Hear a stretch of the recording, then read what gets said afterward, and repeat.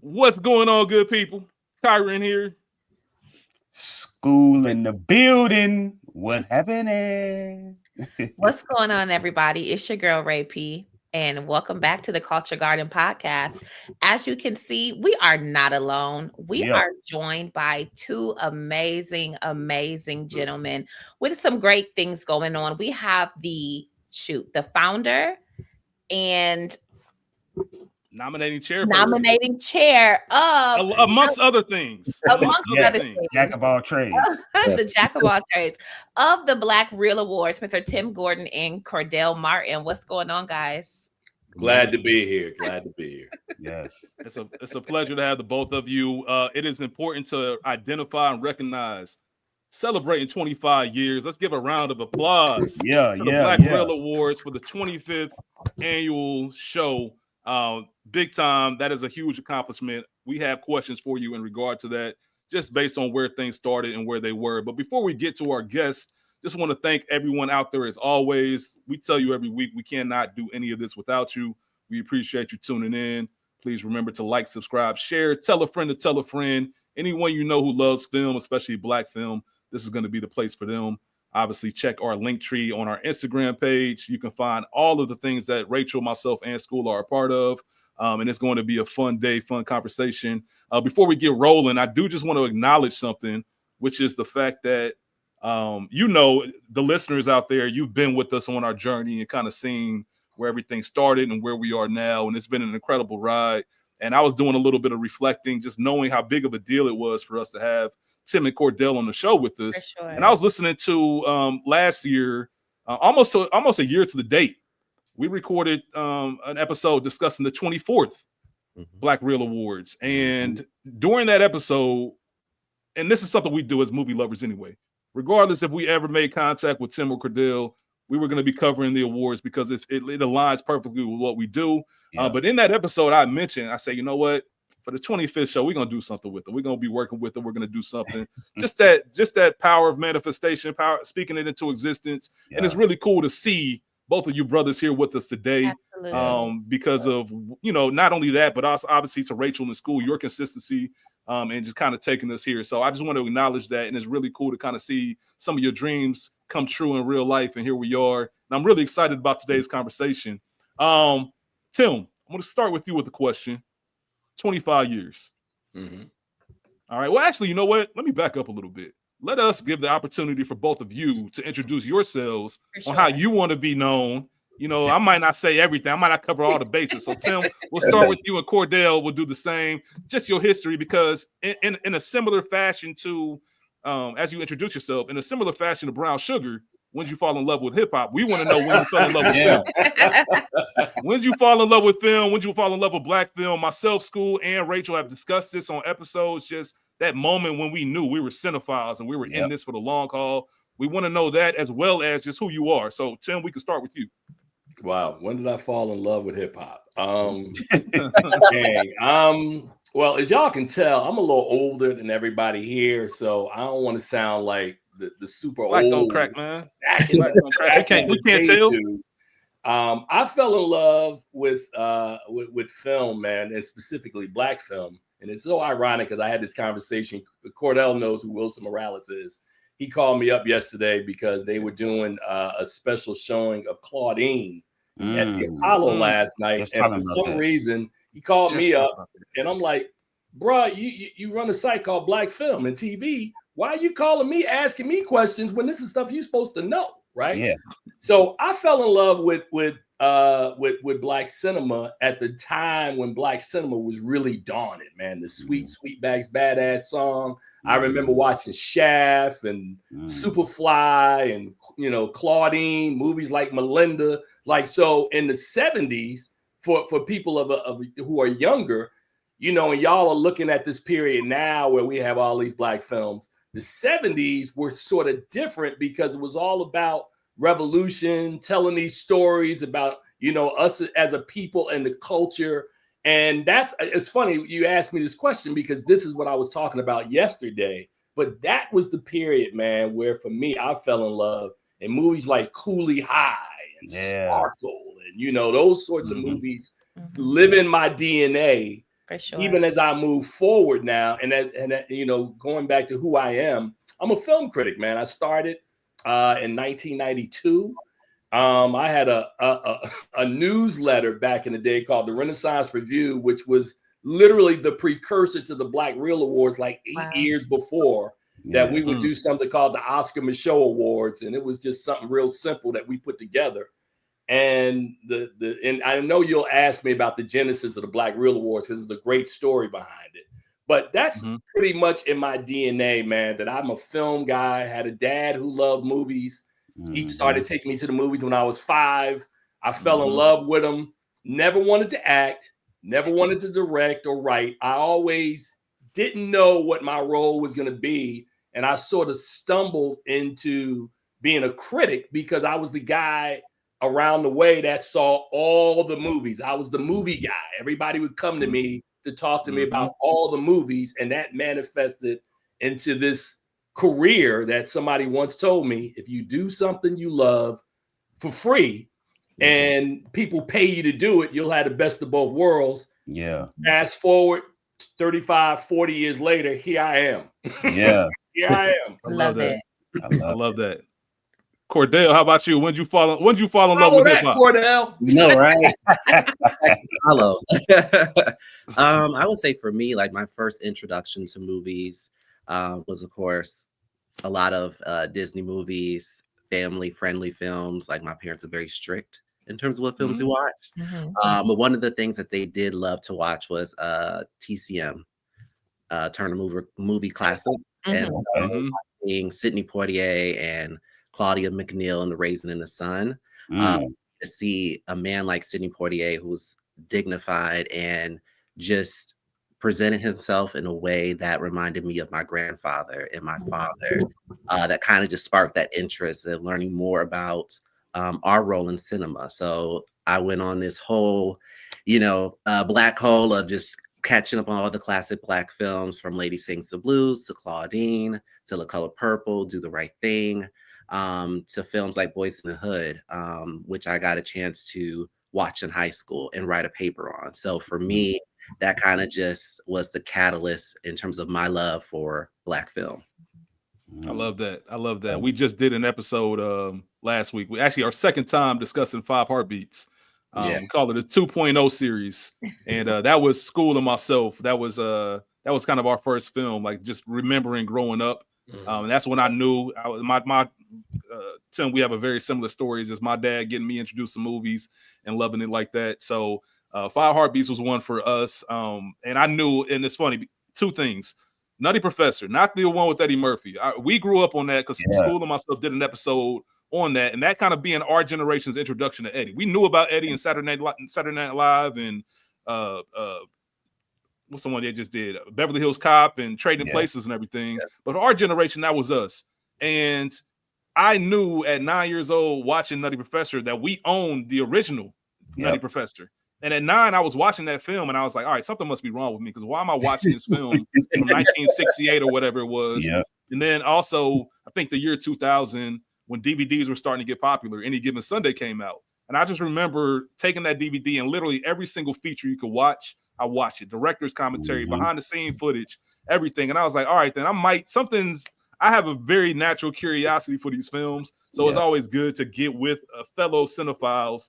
And of course, Rachel, she grew up with the cable box in the room. She had it in the room, so she was watching all the HBO and everything. I always give Rachel credit. I have no idea how she watches as much as she does, and can relay it and articulate it so well. I don't know how we don't have the same 24 hours, Rachel. I love TV. Going back real quick, and before we get Rachel and school involved, I know they both have questions. You mentioned the genesis of the Black Reel Awards and why we're here today. You said it's a fascinating story. We love fascinating and interesting stories here at the Culture Garden. How did the newsletter turn into what we know as the Black Reel Awards? Man, okay, so I talked to you about 92. We started, me and a partner of mine named Garfield Tyson. I was working at a job that no longer even exists right now called the word processor. working for a company, and they had a word program, and I was playing around. I'm always curious, and I was looking through, and I saw this newsletter program, and I was like, I love movies, and I knew my brother loved them as well. So it was like, hey man, let's start reviewing these movies, right? So I put this stuff together, and fast forward, I'm doing radio. I'm a host of a radio show. And we get to 1996, right? 1996 was the year, if you Google it, that they had something called the Oscar blackout. There was 166 nominees that year, and they had one person who was black that got nominated. Her name was Diane Houston, sister out of DC, who got nominated for a short film. I think it was called Tuesday Morning Ride. And you can check it out. It's on YouTube.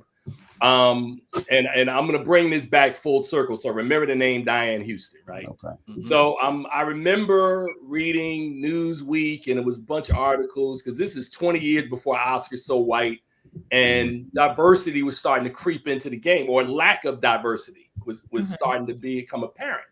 And I remember literally looking into the mirror one morning, thinking about this and thinking, man, somebody's got to create an award that Black people that can aspire to. That's not the Oscars, it's not the Golden Globes or any of these awards, right? And then I kept staring at it long enough, and I went, well, I guess you that somebody. That's it. So over the course of the next 2 or 3 years, I was kicking these ideas around because, like I told you, we had already been doing the Oscar Michaud Awards, and I remember bringing together a bunch of my critic friends, and we had a poll for like the top Black film of all time, which Raisin in the Sun, which Cordell talked about, won. And in 1999, I remember I was seeing this woman who really believed in my vision, and she helped me. She was like, if you want to do this, we can do it. So she did a lot of the grunt work. I remember us being up 4 or 5 in the morning, man, like putting together designs, trying to figure out like, how would we get it out there? And in 2000, we rolled it out the first year. And I remember, people looking at it with some level of curiosity, like, well, what is it, right? And I was like, it's the Black Reel Awards. It's the Black Reel is the film, Black Film Awards, right? Yeah.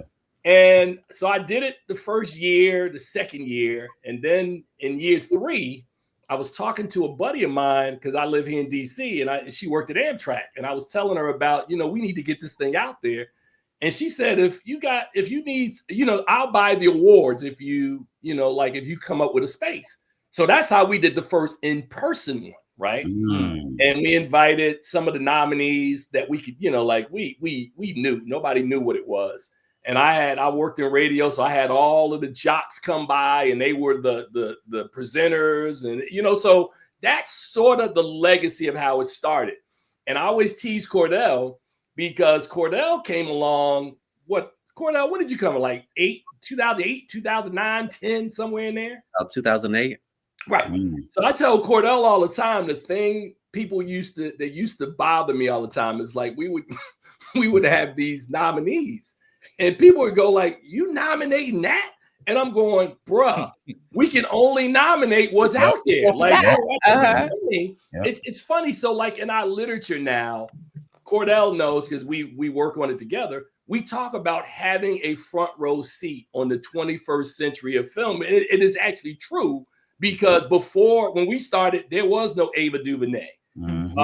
Ava DuVernay was my friend who was a publicist working for studios when we started. There was no Tyler Perry. There was no Barry Jenkins. There was no Ryan Coogler. There was no Steve McQueen. There was none of these guys.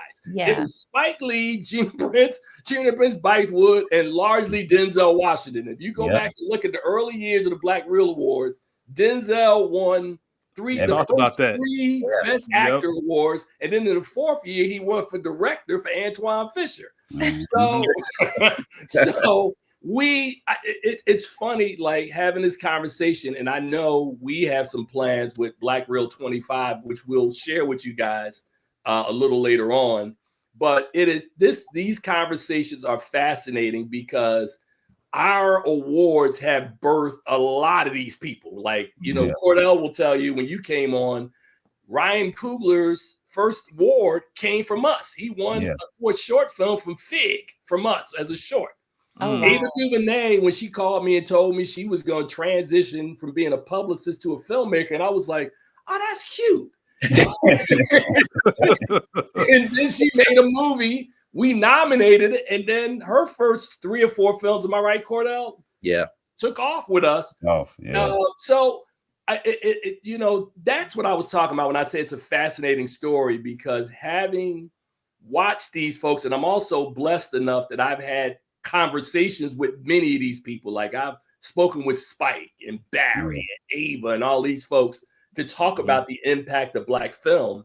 So I feel like what God through me has done in creating this is to create something that I want to outlive me. Yeah. And I want it to be a part of the award ecosystem, that it's something like I'm proud. You know, Coleman Domingo, who's a friend of ours, has won a couple of our awards, and he sent Cordell and I a video of his awards room, and he had 2 Black Real Awards in there. I was like, that's what I'm talking about. Yeah. Let them know. That's Yeah. So I'm done, man. I love hope that answered your question. It's long. I apologize, man. No, you're perfectly fine. Actually, if Rachel in school, if you don't mind, I have one quick follow-up before Go we get to ahead. Cordell and his role. I just love the journey, right? That's one of my favorite parts of life. We always think about the destination. And I always believe, you know, that the best days that we're waiting on are actually happening right now. And then when you get to your destination, you look back and you say, oh, it was a journey that I was really enjoying. That was the moment. Yep. When you have this newsletter, when it transitions to the first Black Real Awards in 2000, and you're sitting there like, all right, not too many people know us. What was your mindset? Did you think like, hey, 25 years from now, we're still going to be here? I'm going to just keep trucking along no matter who knows about us, no matter what happens. What was it that kept you going versus saying, you know what, I'm going to pack this up. Nobody's really paying attention to us. Was it just the vision and the purpose of what you thought is like, hey, this is more important. This is bigger than me. Or is there something else internal that just said, hey, man, this is my calling. This is my passion. I'm seeing this through. Yeah. You know, this is really good. And I want to try to answer you as honestly as I can, right? Cordell, who knows me and has worked with me, knows that I have a certain personality, right? I'm a visionary, right? So when I was much younger, I was always the guy. Well, let me just give you a story real quick, and this will kind of explain. When I was 8 years old, I was living in the projects, right? I was in Newark, right? And don't ask me where this came from, but I had a group of my friends and we would play baseball and all of this stuff. And I remember sitting there at 8 and I'm going, we should have a league. And it was like, a league? I was like, yeah, let me go home. I'm going to create a structure. We're going to do a draft. We're going to have teams. And they followed me, right? So all my life, I've been the guy who, it's not a rah-rah thing. It's like I see a thing, right? And I always look to find where is there something that we as a people, like we as Black people need, but just doesn't exist, right? And I keep staring at it, and I always tell my close friends, I go, if I stare at it long enough and process it, I can come up with an answer, right? Don't ask me how. That's how my brain is wired, right? So when it comes to you talking about the journey of the Black Real Awards and what kept me going, is that you talked earlier about the 5 heartbeats that you guys did an episode. The 5 heartbeats into Sleep with Anger are the reason we're sitting here right now, right? Wow. All joking aside, because when in 1990, I was working a job I couldn't stand. I was a temp. I was sitting down at the Washington Convention Center, and I kept thinking about what I told you earlier that somebody had shared with me about if you find something you're passionate about that you'll do for free, and then you get people to pay you for it, that's the best way to live. And I kept sitting there going, what is this skill? What is this superpower that I have, right? I said, I love film and I can write. I said, okay, cool. So that became the newsletter. But I always had a vision for Black film, right? Like I love film so much, I just didn't know where the journey would take me, right? So I didn't have an idea that I was going to create an award show. And once we created an award show, it became about how do we make it bigger? How do we make it better? How do we include these categories? Some young kid from Indiana was emailing me. This is a true story. Was emailing me and sending me these suggestions. And I was like, oh, that's pretty good. So the next year, this young kid would send me some more suggestions. And after a while, I was like, these suggestions are so good, you just might as well just come and work with us, which is how you have Cordell Martin.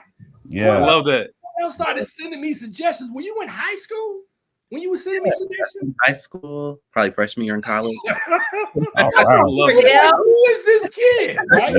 Yeah. So Cordell would look at what I had and he would make these suggestions. And I was like, okay, cool. Which also helped because years later, Cordell called me one night, another true story. Hey, Tim, we've been doing these awards where we've been combining film and TV. I think the time has come. We should break it out. And I was like, you sure? Cordell was like, I'm gonna hit you tomorrow and send you a plan. He sent me, what'd you send me, like 10 pages, 20 pages and stuff? Yeah, pretty much. I was like, yeah, I guess we're ready for a television award. Yeah. But to your point, man, that's the journey, man. And I always had a vision for what I wanted. And now, since Cordell has his hand on the lever of the Black Reel Awards, I'm applying the exact same philosophy to our film festival, which now in 6 years has become this thing. Yeah. It's just about having, I honestly believe for anybody that if you have a strong enough vision and you can articulate that vision to people, get people excited about said vision who want to come and work with you to help you build it. You know, that I don't know what that quality is called. God just blessed me with it. That's all I know. That's all I know. We love it. Absolutely. That's a perfect segue into Cordell. I'm sorry, School. You want to say something? Nah, I was gonna say you are Cordell. You are Cordell. Or excuse me, you are Tim Gordon, Rich. Got it, bro. I appreciate that, man. Yeah. You know what? No, you know what? Honestly, the one thing I took away from that answer was just somehow I've been blessed with amazing people, like just around me. Because I can't. It wasn't. Yeah, the vision might be there, but just the what you, Rachel, Maurice, Spike, everything. I thought about Maurice when he mentioned Cordell. Like Maurice reaching out to me, and that opened up a whole nother lane. But that's a whole nother conversation. I love that story, and I think that's a perfect segue for Cordell. Just tell us a little bit more about what you do. And I mean, I almost have like 5 follow-up questions based off of what Tim was just talking about. But how did you come in contact with the Black Reel Awards, and what gave you that? Of course, once you talk about yourself, also, what gave you that spark to say, you know what, I'm gonna write into them? Yeah, especially so young. I know, yeah, right? Especially at that age. Yeah, absolutely. Yeah. So for me, like I said earlier, just loving Black film, that kind of translate into the award space. So I remember like my first awards I watched was like the 1999 Grammy Awards when Lauryn Hill, for the best education of Lauryn Hill. So that kind of drew my interest in the award space. But then as it pertains to film and the mainstream awards, of course, you know, you might get Denzel, and then 5 years later, it's like Halle Berry. And it was very sporadic in terms of our people being recognized and honored. So I'm just continuing, just watching award show after award show, stumbled on the Black Reel Awards. Like Tim said, I think it was like 2008. That year, not to put Tim on blast. Oh no, you put me on blast. It's the only year we didn't do any awards that year. I call it the lost year. Oh no, this was the year that we honored Slumdog Millionaire. So like oh no, you're talking about 2009. No, 2008. Was it 8? Yeah, it was 8. Cordell said he got the numbers. It was 8. Can I jump in to say something about this? Because this is a painful incident that still my board still teases me over, right? So I was working at BET, right, in 2007, right? And I covered all the Black film that year. But I left BET and I didn't really have, Cordell wasn't there. This is pre-Cordell, right? So I didn't really have a support system to help me structure the awards for 08, which is why Cordell is wrong. It's 09 when Slumdog Millionaire, right? So we went away for a year. And when we came back, I completely forgot my mission, right? So I go, we not just honoring Black people, but we gonna honor people of color. Major mistake, right? So Slumdog Millionaire wins Best Picture. Dev Patel wins. And I remember going on social media at the time, and thank God it's not now, because it would have been horrible if it was now, right? But 2008, and people were letting me have it. Like, what the hell happened? How's Dev Patel black? Is he black? And I was like, oh damn. So it was bad. It was bad. And then Cordell came in on a white horse, saved the day, restructured the mission. Thank you, C movie, as I call Cordell. Thank you, sir. Go ahead, Cordell. That's dope. Yeah. So after looking at the list of winners, reached out to Tim. Just a little bit background on myself. I've always just been a go-getter. I'm a first generation college graduate. So for me, it's like closed mouths don't get fed. So I was like, you know what? Let me just reach out to him. All he can say is no. Yeah. And if he said yes, hey, that's a blessing. And we're just going to take it and run with it. So Tim said yes. And the rest is history. The first couple of years, it was just us exchanging emails, just giving him suggestions on how we can continue to evolve the show. And then eventually I joined the team as the nominating chairperson. So pretty much my role is to oversee the voting procedures. I also work with the studios in terms of the screening process, submission process, as well as just handling like social media, make sure that the website is maintained. Like I said, just a jack of all trades. So yeah. Understood. All right. So I'm glad you said that. And I'm going to pass it over to Rachel in school because I know they have questions as well. But it's funny because we're at some point we're going to talk about snubs. And who the person to talk to about snubs is. We mentioned this last year. Who was the brother that played Lucky in 1001? I know School mentioned that. Will Catlett. Will Catlett. I was looking at the nominations this year, and there was a film that I really enjoyed. It's obviously artists. It's subjective, right? It's subjective, but I was like, man, where's She Taught Love? Like, where is something that acknowledged She Taught Love, which came out in 2024? Movies like that, Black filmmakers. So we're gonna have questions about how that process works, just because as film nerds, I've never talked to anybody who's a part of a nominating team or a board or committee and sees how do you actually pick these films? Who actually votes on them, so on and so forth. So we'll have those conversations, but I do want to roll it out to Rachel in school because I know they probably have questions. So we'll start with Rachel. Yeah, so I have several. Well, we'll go as the conversation moves. But since we're into nominees and whatnot, so the nominees have come out for 2025, and without giving too much away, specifically to you, Cordell, I want to ask: do you have any favorites?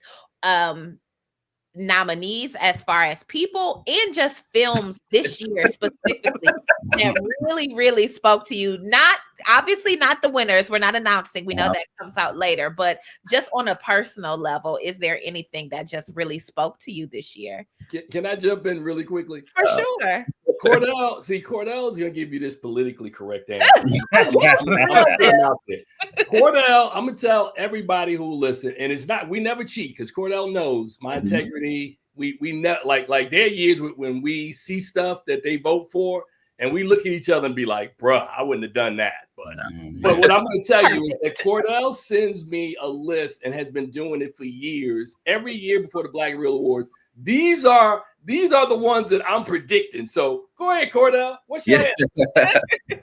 Yeah, I would say the one film that I was excited to see get some love was Exhibiting Forgiveness.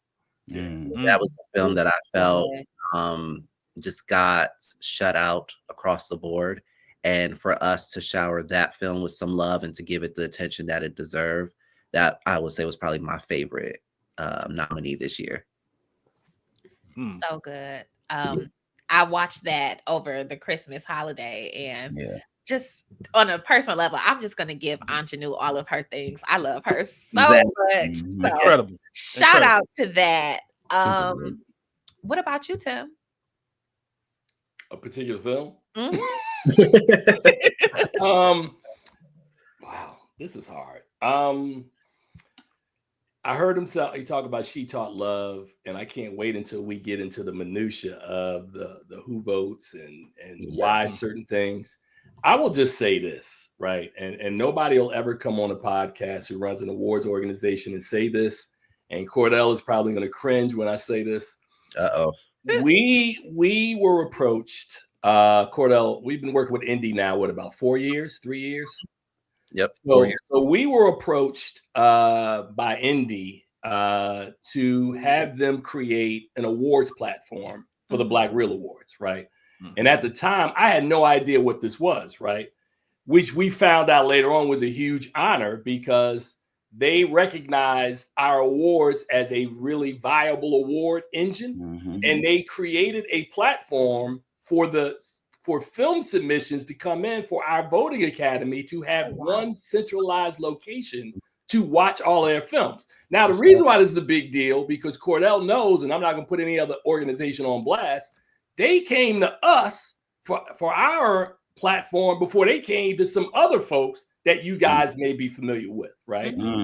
So when you talk about snubs and why certain films aren't getting the love, Cordell, how do I say this in a nice way? We put films in front of our voters from studios when people submit them, right? So if a film isn't getting the love and another film is, and one film's on the platform and another one's not, I don't know what to tell you. I can't say it any more succinct than that. Okay. So I don't.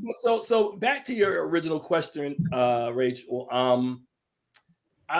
I belong to multiple awards organizations, right? And I understand that there are going to be organizations, for instance, a film like Piano Lesson. This year, they got 12 nominations from us and literally got ignored by everybody else, right? I think we, as the Black Real Awards, and then I would also add like organizations probably like the NAACP Image Awards as well, are going to look out for our own because that's our centralized mission, right? For sure. And it you know, I think in a year like this, it actually works to our advantage that these films aren't getting mainstream attention because they know you got to rock with who you come to the party with, right? So you making a film that's geared toward Black people, and a Black awards engine or organization should be behind that film, which is what we've done. A lot of times it's overshadowed because sometimes they'll make a film that will get Academy Award or Golden Globe recognition, and then they'll try to poo-poo what came out of the Black Real Awards, poo-poo what came out of the Image Awards. And I'm like, okay, you keep, that's all, every, you know, as Al Roker says, it's all fun and games until somebody gets it in the eye, right? This year they got it in the eye, and now they looking at the Black Real Awards or these other awards organizations and going, can you give us some love? We got you. It's what we do. For sure. Right. That's interesting. I apologize. I'm just passionate about all these. Nah, that's interesting. That's interesting. We listen, like I said at the beginning, the one thing we get the most I guess praise for lack of better terms, is, man, I feel like we're in the room with you. I feel like we're just having regular conversation. Nothing's off the table. We can just be ourselves and be authentic. So that's exactly how we like it to go. So by all means, I don't think you can control it anyway, Tim. It just sounds that's just who you are. Nah, it don't sound like that.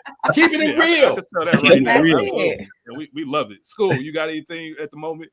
The one question that I really have is, you know, after 25 years, is there a Lifetime Achievement Award coming? For who?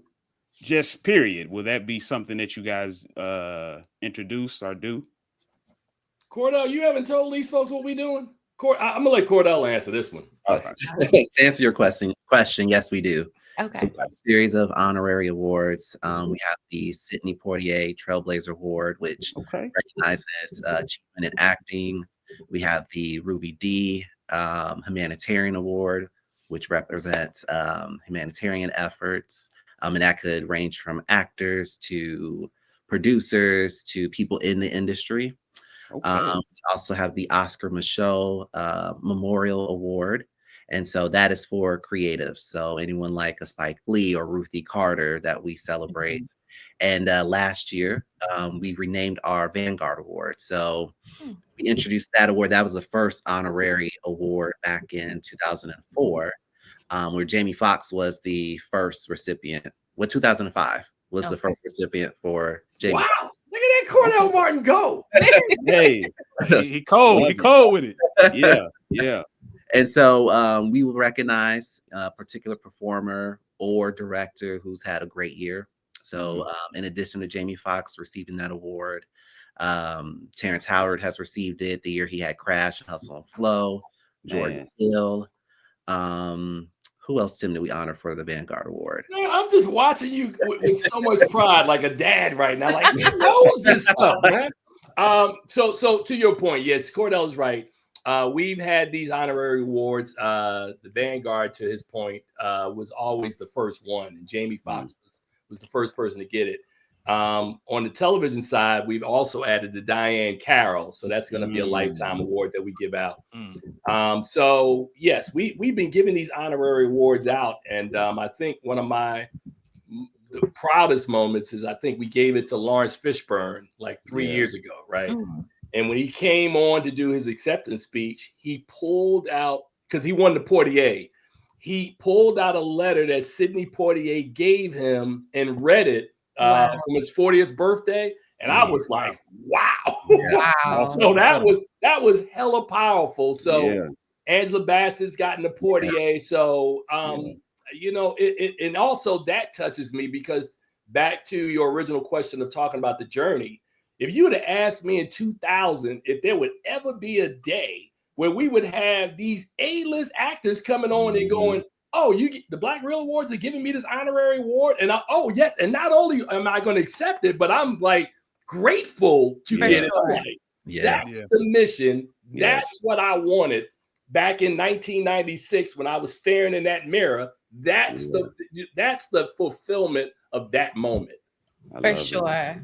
And it's so important. And the Black Real and everything for us is so important, just because sometimes in the quest for assimilation and crossing over and making it, we tend to down our stuff. And so for the A-listers to come and be present and be grateful for the honor of being nominated, because the reality is your own people is what really counts. You know, how we feel about you is what matters, if you really want to know. So it's just, I'm so happy. Like, I'm low-key nervous to even still be speaking with you all, but that just speaks to the magnitude of that which you've created. And can I also add in one other moment? Because, you know, these all of these moments are really to make Cordell smile, because Cordell, these are conversations that Cordell and I have behind the scenes all the time, right?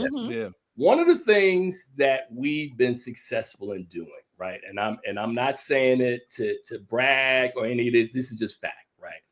Is that let me rephrase that. One of the byproducts of what we've done, and I didn't understand it initially, and I think Cordell and I came to that realization at the same time, was that when we started adding, I don't want to be disparaging when I use the phrase below the line, but when we started adding professional categories to our nominees, right?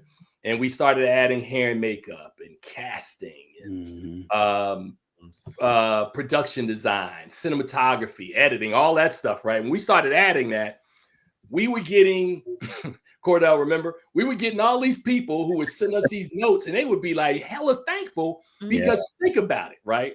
Outside of the Academy Awards and outside of the Golden Globes, I'm not saying any names, but other awards organizations weren't awarding people in this way initially. Exactly. Right? And then suddenly, Cordell, we noticed that other award shows started seeing what we were doing and having success with. And they was like, oh, we need to do that too. So much like when he forced Drake to become a better father by dissing him, our award shows have helped other awards. Period. Am I wrong? You're not wrong. Because we laugh now, because I think we were having a conversation about a month ago, and it was like somebody was adding something, and Cordell looked at me, and I was like, what you gonna do, man? You know, success breeds success. That's true. The one thing we did, though, which was controversial at the time, and I don't know how you felt about it, but I know my board of directors went crazy because I didn't run it by anybody. I just did it. Is a couple of years ago, we had a situation where we had a nominee who was she binary, Cordell, or non-binary? Non-binary. Non-binary. And we struggled because I couldn't figure out what category we needed to put this person in. So when the award show was done, which is also a true story, after every award show we do, Cordell, what do we do? What do me and you do right after the show is over? We have a debrief and plan for the next year. like literally like an hour after it's over, every year we do the same thing, right? So we're talking, and I go, Cordell, I think I made, because we had been talking about it off and on about creating these gender neutral stuff, and Cordell was doing some research. I was thinking about it, and I just made the decision that night. I said, we're going to go gender neutral, which means that we're going to take away best actor, actress, best supporting actor, actress, best breakthrough actor, actress, and combine them into one category, right? Yeah. And the board didn't understand why I made that decision. I said, this is the industry. This is where it's going. And I said, as a byproduct, it's going to make our nominees stronger, because if you win now for best outstanding lead performance, you have done something significant, because you're the best man, the best woman, the best non-binary. You are the best performer. And 2 years later, Cordell, people are giving us props for it. You know, I'm like, wow. That's leadership, and sometimes you got to make a decision, man. Yeah. I have to step in real quick, because that's a question that I had, and it's something. So from day one of the Culture Garden, I've always used the term actor, because the actor is the actual skill set. You know, I want to make sure that, you know, when I'm talking about Viola Davis, when I'm talking about Angela Bassett, when we're talking about all these greats, that we're still giving them that same respect as we would the Denzels and the Morgan Freemans and everyone else, because they should be in the same category, right? And that was a question I had, because I was wondering, as I looked a couple years ago, actually last year or 2 years, whatever, I think you said 2 years ago, when we started looking at this, I'm like, all right, then I see they broke down, they went away from the best actor, best actress. And I personally thought maybe it was the mindset that I had, is maybe they just want to give credit to whoever the best is and not really bounded to gender. And that's an even better story of you kind of being progressive and ahead of the curve. Like, you know what? We have a very unique situation. We want to make sure this person gets their due. How do we do this? And I love the fact that you say, you know what? I'm a big believer in asking for forgiveness, not permission. Like, let's go ahead and just do it, and then we'll figure out the rest later. So I thought that's incredible. I just wanted to touch on that, because that literally was a question as to what made you go from best actor, best actress to, or most outstanding, should I say, actor and actress to performer in general. So I love that. I love that. Yeah, man. I mean, yeah. But go ahead. Go ahead. So I had a question as you were talking. It just came to me. We mentioned being in this space, and you mentioned just, you know, this is something that you made for us. It always makes me think of school. School, when he describes Culture Garden, he said, man, we made Culture Garden for people like Clifton Powell. Yeah. People like Leon, not your big names, you know, for your you know, all of the, I don't want to call them, they're A-listers to us, they're legends to us. They're people we grew up with, we know in and out, but they don't get the just due that they should from everybody. Kind of like the Five Heartbeats. The same reason why that was our first movie. Like, everybody should know this movie and love this film. Yeah. When you make things for people and you're nominating them, you're putting your time and effort into things. Have there ever been any moments where, you know what, this brother or sister really didn't, you know, they kind of shoved us off like this was nothing? And how do you, as someone who runs an organization, keep things indifferent? Because it's easy, right? It's easy. I don't want you don't have to say any names. The answer is yes. Yeah. On blast. But the crux of the question is, how do you stay indifferent? Because it's very easy to match petty with petty. And like, oh, you ain't rocking with us? Now you need us? Oh, that's funny. You need us now. Nah, stick over there. Go over there where you were. Get those MTV awards. You know what I mean? Don't worry about you know where I'm going with this story, right? Yeah. So I want to hear from both of you, especially, you know, just as your experiences. How's that working? Because this is something you're passionate about. The same way we take it passionate. So even though we take things objectively, it's still a little bit of sting when somebody says something that might not be the most positive. Or, hey, we took time out of our day to highlight you, and you're treating it like, you know, this is just a nickel you found in the middle of the street. Like, what's up with that? So I was just curious as how you look at it from your point of view when that happens, and how you have enough grace to, you know what, we're still going to show love, because the bigger picture is making sure we stick to our mission. I mean, go ahead. Okay, I guess I was going. You know what story I was going to tell. So you want to go first? Yeah, I'll go first before you put this person on blast. No, to your point, I think for me initially it was just a bit of disappointment, but I've worked in politics where, I work for Black candidates, and there'll be people in our community that we would reach out to just to give us tips about, the campaign life and what to look for. And they would shun us or, shut us out.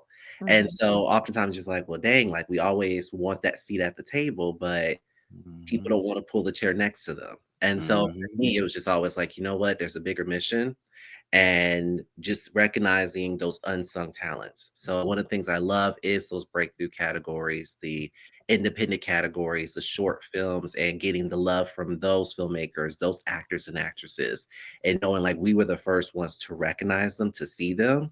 And it's always funny because some of those actors who, kind of dissed us in the beginning, but once they see all the love from other people like a Viola Davis or Kerry Washington or whoever, then they want to come and play with us. And it's like, no, you can stay over there because you had your chance. But to your point, I think for me, it was just more of just leading with grace and just knowing like it's a bigger mission. And that's just part of the industry and life in general. There's going to be people who are going to rock with you and people who don't. And you just keep your eye on the prize. So, absolutely. Tim, what you got, man? What you got? Anything I say after that, I'm gonna sound petty. Damn, let you go first. I went first. I want y'all to understand that I am petty, right? But I'm also only petty to a certain degree, right? So there is an actor. Cordell knows what I'm talking about. There's an actor that shares my birthday, right? So I'm not gonna say your name, but my birthday is 8/25. So if you Google 8/25. You can probably find the actor I'm talking about, but there's an actor who we several years reached out to do some stuff with us.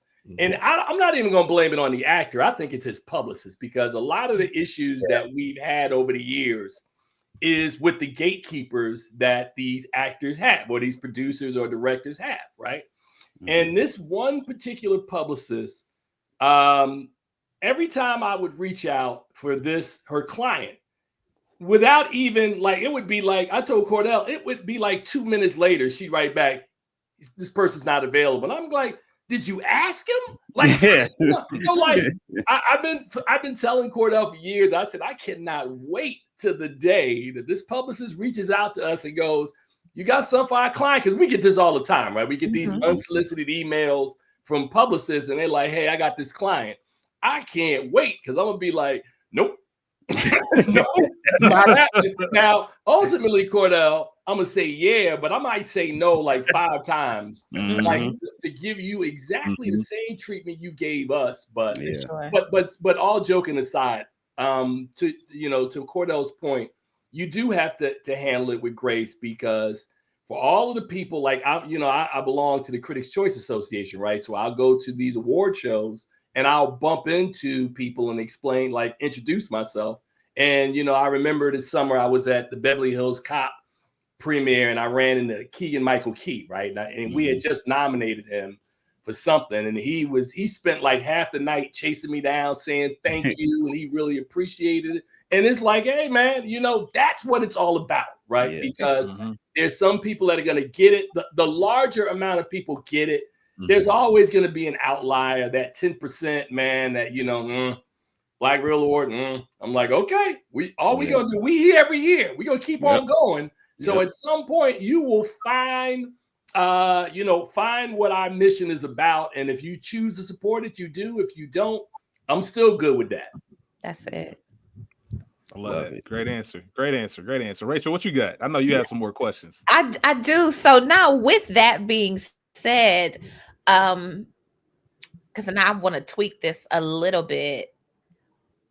For our newer actors that we're seeing, is there anybody specifically in this nominating season, no winners, but just any breakthrough actor that you're really excited to see what they do down the line? So for me, somebody like Danielle Detweiler, I remember her from Tyler Perry, whichever one of those shows on and so that is where I knew her from. So watching her sort of climb the Hollywood ranks, I'm like, oh, Okay, girl, I see you. So is there anybody that you're like, okay, I'm excited to see what you have coming up as we see you navigating these Hollywood ranks? Cordell Martin. Yeah, I have a couple. As you mentioned, Danielle Deadweiler. I think just seeing her rise from, to your point, the haves and have-nots. Have-nots. That's it. To The Harder They Fall. I think that really put her on that. Yeah, to Teal, which was amazing performance. Sad that she didn't get the recognition that she deserved, but she was honored by her awards. To now with The Piano Lesson, I think she's a talent that I'm looking forward to see her in upcoming years. Kelvin Harrison Jr. is another talent that I'm just waiting for him to get that one role to really just break through. And another one that I know has gotten the women crazy on social media is Aaron Pierre. That's Mufasa. I know, right? I think he's going to be like that next leading man that's really going to just open doors for him. So those are the three I would say definitely look out for in the future. Well, my answer would be not necessarily a person, but Cordell and I have had some conversations around the phrase breakthrough. And we're going to continue to explore because, to your point, the fact that Danielle Deadweiler a breakthrough nominee this year? No. Okay, thank God. I was going to say no. Yeah, I really want to examine this because I know we nominated a couple of people in this category, and Cordell and I have talked about this, that I really want us to go back to bare bones to really examining what that breakthrough category really means to people, because we've had actors who will do something on television and then they will emerge in the film space and we say they're breaking through, and then I'm like, are they really? Okay, so that's what and when you talk about the vision of looking at these awards, it's always not ever comfortable resting on our laurels. I'm always looking like, how do we sharpen it, right? How do we get it to a place where it almost becomes undeniable, right? That's what like when Cordell and I talk about categories, sometimes he'll come and suggest, hey, Tim, we should add this category. And Cordell knows the first question is it something that we could do year in and year out? Because I'm not doing anything that's faddish or like it was sexy this year and then it's not sexy next year. So I want to make sure that as we continue, even after 25 years, as we continue to build this house, right, which is the House of Black Real, that house needs to be able to be sturdy enough in year 50. Somebody should be sitting here 25 years from now, even if it's not me. It should be Cordell and somebody else talking about the House of Black Real and how that house continues to evolve and on and on and on. So that would be my response. That's what I thought about when you talked about breakthrough, because I'm behind the scenes thinking, got to make that award. I mean, we got to make that category stronger in how we present it to studios year after year, because studios don't present us breakthroughs. Breakthroughs are sort of what we come up with looking at the performances during that year. So now watch this. I'm not saying we're going to do this, Cordell, but after seeing One of Them Days, SZA might be a breakthrough nominee. SZA was I was impressed with her performance. I wasn't expecting it to be. She's talented, don't get me wrong, but we all know, and it's probably a question I have later, just from people from different art forms coming into the acting space. I thought she did a great job too. Especially next to Kiki. Great job. Now, I will admit that I went to the movies and I took my significant other last night, and we missed half the movie because the rowdy group of people behind us who talked through the whole movie lessened the experience. Now, I'd already seen the movie, but I just felt bad that that's the experience. But that's another show, and that's probably a show I'm going to do next week on my own podcast. About inconsiderate people at the theater. That's why it's hard for me now for that reason. I went last night, same experience, people talking, didn't necessarily ruin it, but it's why I avoid Friday night openings. I'm a Saturday morning, Sunday morning tired of getting there with the early crowd versus the late crowd. But I think that's a perfect segue as far as Rachel's question into one of mine. One of my favorite things about the Black Real Awards is the films, and mind you, this is someone who I consider myself a cinephile. The films that I'm looking at, like, yo, I didn't even hear this. I didn't even know about this. I wasn't even aware of this. That was the biggest joy last year. And I always joke, but first and foremost, as we talked about breakthroughs, I don't think she was nominated for breakthrough. I think it was supporting last year. I just want to say on the record, I called Davon Joy Randolph. I called that on the Black Real Award episode last year. I said, after watching the holdovers, I said she's going to win everything. And that's when the buzz was still on Miss Brooks. Danielle Brooks. And Danielle Brooks, when they were saying I'm like, I don't know, man. It might be I'm telling you. And that's once they started doing the Golden Globes and everything, I'm like, all right, I'm kind of right. But I don't think I would have watched the holdovers had it not been as big of a Paul Giamatti fan and Davon Joy. I love Davon Joy Randolph, if you can't tell with my tone and passion. But I don't know if I would have watched that film without Black Real Awards. I told School and Rachel, I told them last year when we did our breakdowns, because the way we do them, we kind of cover the 4 main categories or acting categories. I don't want to say main to trivialize the other ones, but the acting categories is what we cover. So we watch all the movies and kind of look at all the categories within them. And I remember seeing, and they didn't remember this. I remember being in the theaters sometime last year and seeing a trailer for Chevalier and saying, I'm not going to see it. Yep. And I remember it coming out on the Black Real Award list. And I remember telling myself, you know what? That's the first movie I'm going to watch. I'm going to just go get it out the way.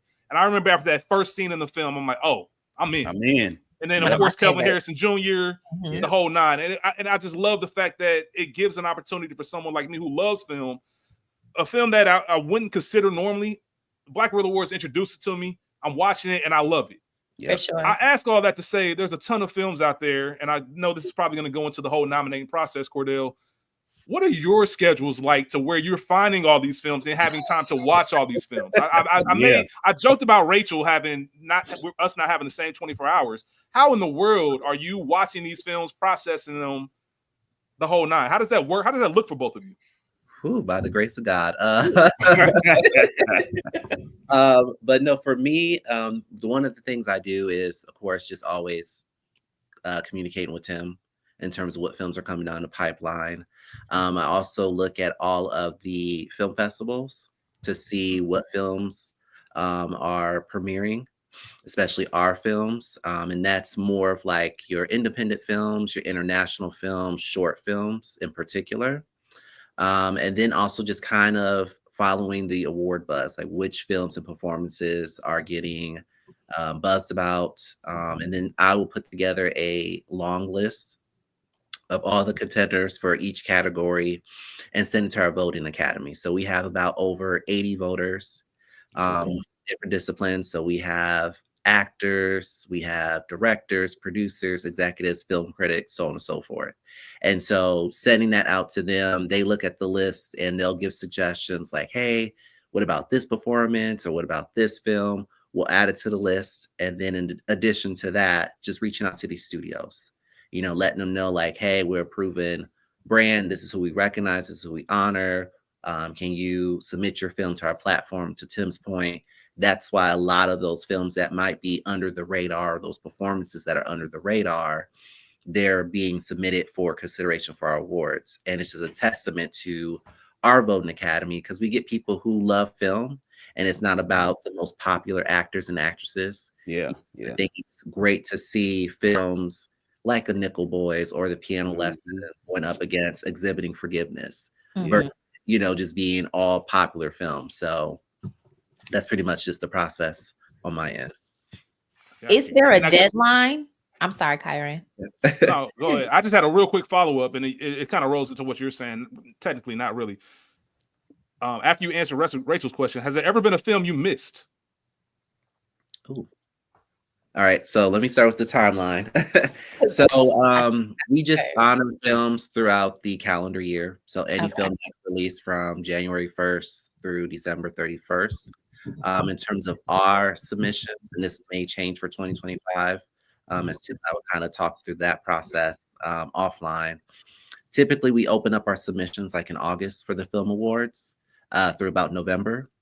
And then once the nominees are announced, if a film gets nominated and they haven't submitted their film, we give them the opportunity to submit it to the platform so voters get a chance to see it before their final vote. Yeah. And in terms of films that we might have missed, I don't think mean, so, man. I mean, because we are pretty. I mean, and I didn't mean to cut you off, Cordell. My apologies. I think between the two of us, we almost have a perfect blend, right? So Cordell will do all the research months ahead of time and find these movies, right? Sometimes he's finding stuff. I'm like, damn, what is that?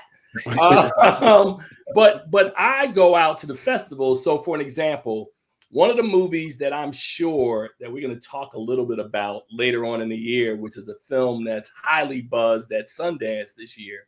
Every Black person wants this movie, is Love Brooklyn, right? The new, I think it's Andre Holland, Nicole Bahari. Nicole Bahari, and there's one more actress that's in there. Is it DeWanda Wise is in it as well? I think. That's the girl. Yeah, so I talked to a colleague yesterday who had an opportunity to get an early screening of it. I'm going to see it next week.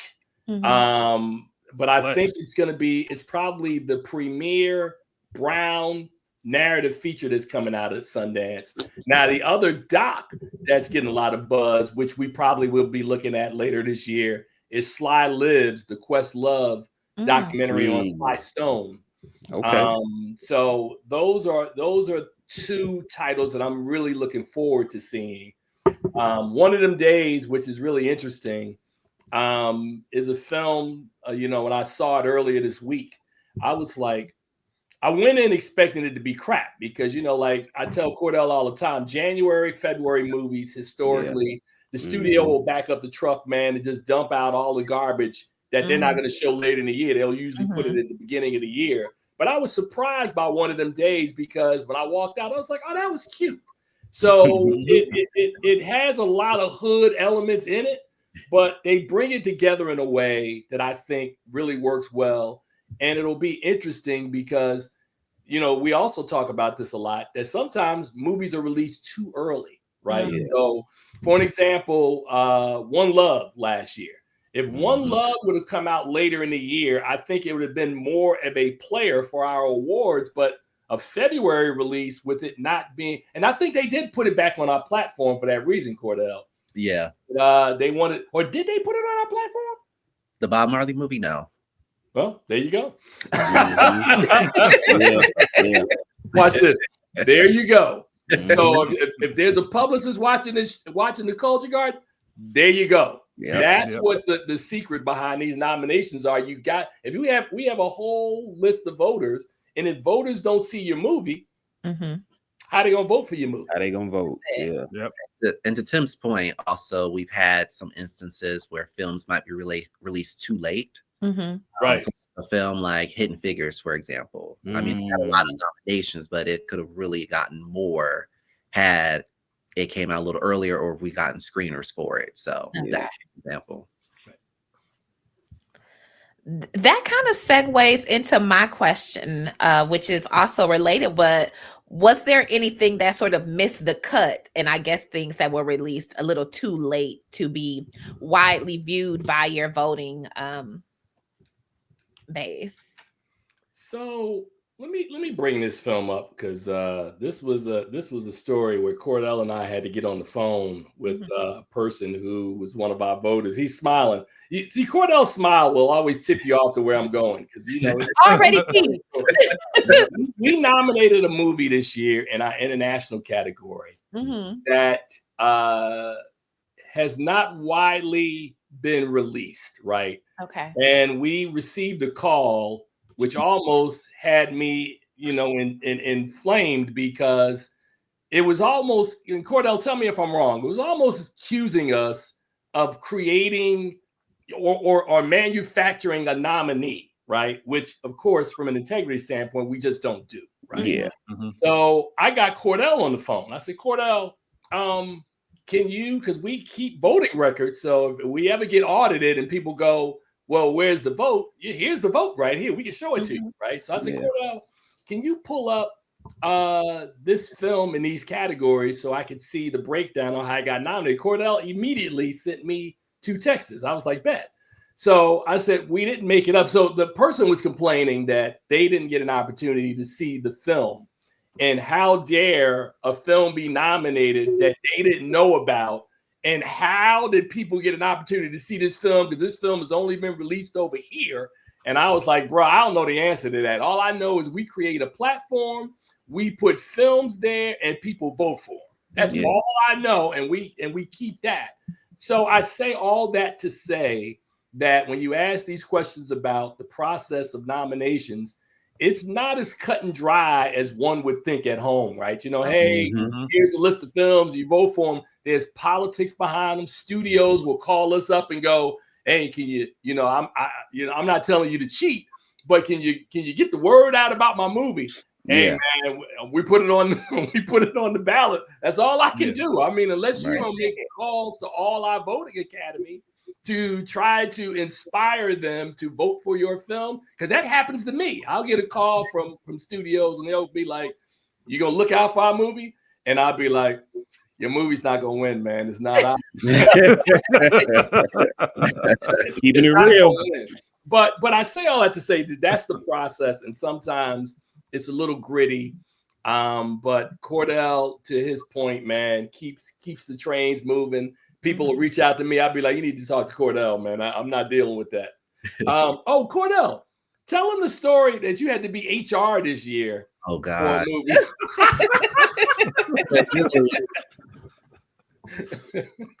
Let's hear it. Let's hear it, Cordell. You got to tell it. Well, dealing with our people, it's never a moment. Yep. So it was in one of our technical categories.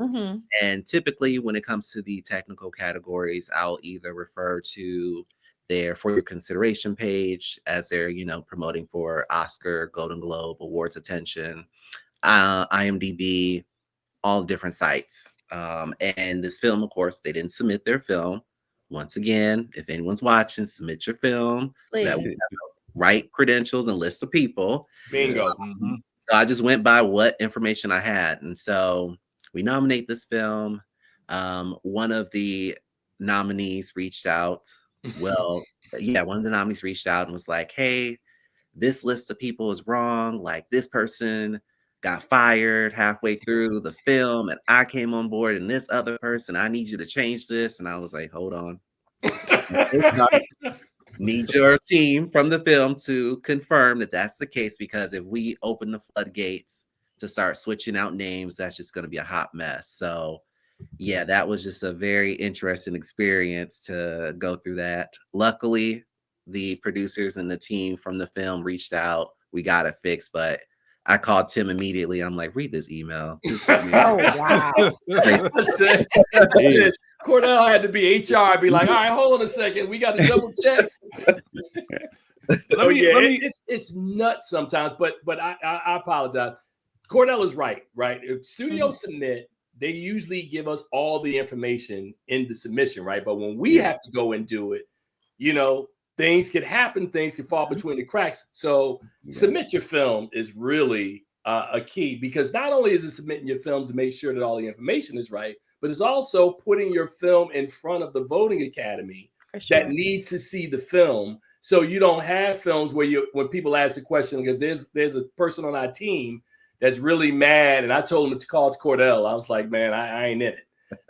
We actually have voters of our voting academy who will be mad that certain things didn't get nominated. And I'm like, I don't know why you calling Cordell and I. We don't vote. You vote, right? Vote. So if something didn't win, it's on you, not on us. So perfect. With that being said, and I feel like I'm gonna get a real answer, Tim, and the right answer, Cordell. As you are not a part of the voting body, is there anything, let's say 2024, that one that you didn't particularly agree with? And I know the answer is yes, but how right and real are we gonna be? I'm not saying that it happened in 2024. Okay. Cordell knows there have been some years that our voting academy has voted for stuff, and I was like, bro, I don't get that one. I don't understand that at all. But I will tell this famous story. This happened. I want to think, Cordell, the year Help and Pariah was the same year, right? Am I correct? Yes. Yep. Okay. We had a situation happen, and I tell this story, and this is always a cautionary tale for our voters, right? Because our voting academy, which is, as Cordell said earlier, which is made up of directors, actors, we got a couple of grants. So we have Grammy, Emmy, Tony, and Oscar winners that are in our voting academy, right? Okay. And they're not all Black, right? So we have non-African-Americans, we have folks of Asian, Hispanic, Latin descent, right? But this one particular year, the Help and Pariah were the two front runners, right? Mm-hmm. And we sent, Cordell did everything he normally does. He sent the ballots out. But for some reason that year, all the people who were Black favored Pariah. They all loved Pariah, right? Mhm. And all the people who were non-Black loved the Help, right? And I remember getting calls as soon as that show was over from a couple of our voters who were Black complaining about the Help winning because they didn't like the portrayal, the you is kind and you is smart. They didn't like that, right? So I said, I told Cordell, I said, this is what happens when you don't vote, right? So think about our current situation where we didn't have enough of us go to the polls. We didn't have enough Black voters go to the polls that year. And the non-Black folks went to the polls and the Help came home with the win. So I say, and it's funny when you talk about the journey earlier, right? There have been so many years where Cordell and I have sat down in our postmortems and thought about, like, what did we learn this year? We had one particular year where we still laugh at, and please God, I'm not even gonna say, I shouldn't even put it out there, because if they ask this question, I have obliged to tell the truth. But we've had some years where, in retrospect, we should have done something different with some of these winners. Okay. And I'm gonna leave it at that. Fair. We could talk off mic. We could talk off. I want to know. Cordell, am I right? There's 3 years in particular, right? Yeah, at least 3. Yeah, where we look back now and go, wow, it's a rough year, bro. Yeah, that's funny, because that's kind of a it makes me think of a question, which is,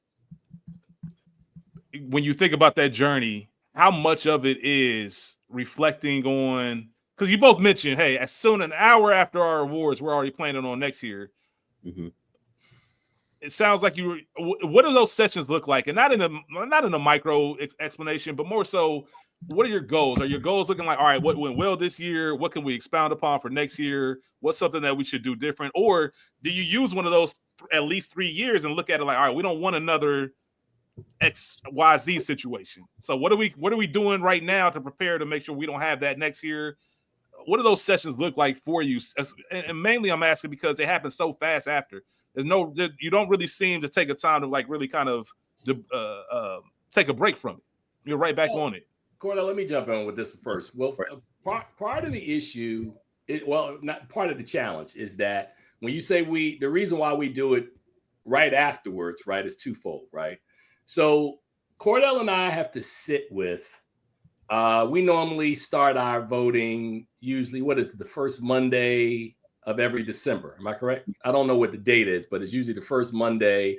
And then Cordell, I go along with Cordell. I just start giving these folks, what'd you give them, like 6 days to vote? I did. Like, nah, bro, that's way too long, man. Because, like, in every critic organization I'm in, you get like 72 hours, man. That's about it, right? If you can't figure out how to nominate something in 72 hours, you're doing the wrong job. You're a film critic, man. Like, you know what movie. So first of all, we will talk about that, because I'm like, Cordell, stop. We ain't doing that shit. I mean, I'm sorry. We're not doing that. You can say it. Hey, we let it fly. The second thing, and I'm giving Cordell kind of a preview of what we're going to be talking about. So we're going to change that. I didn't that breakthrough thing. I definitely want to talk about that. I want to figure out how we sharpen that up.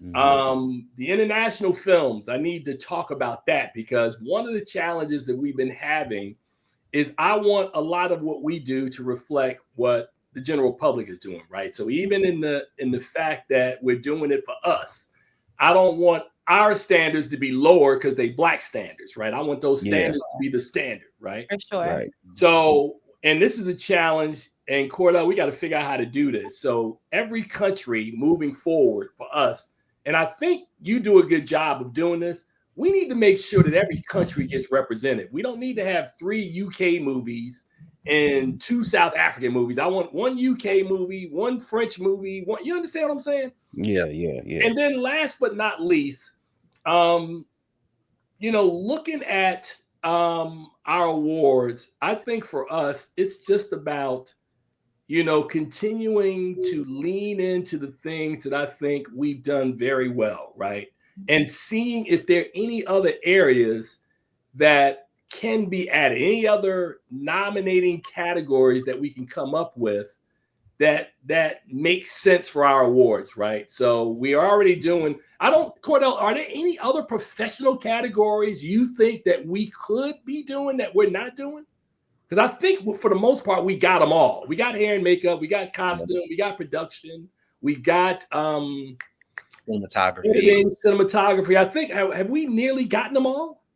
Pretty much. To Tim's point, we always just kind of look at what's going on in the industry. Like when we introduced the technical categories, we wanted to make sure that there was enough of us to nominate on a consistent basis, just so that way it's not one year we do it, the next year we have to retire it and then bring it back 5 years later.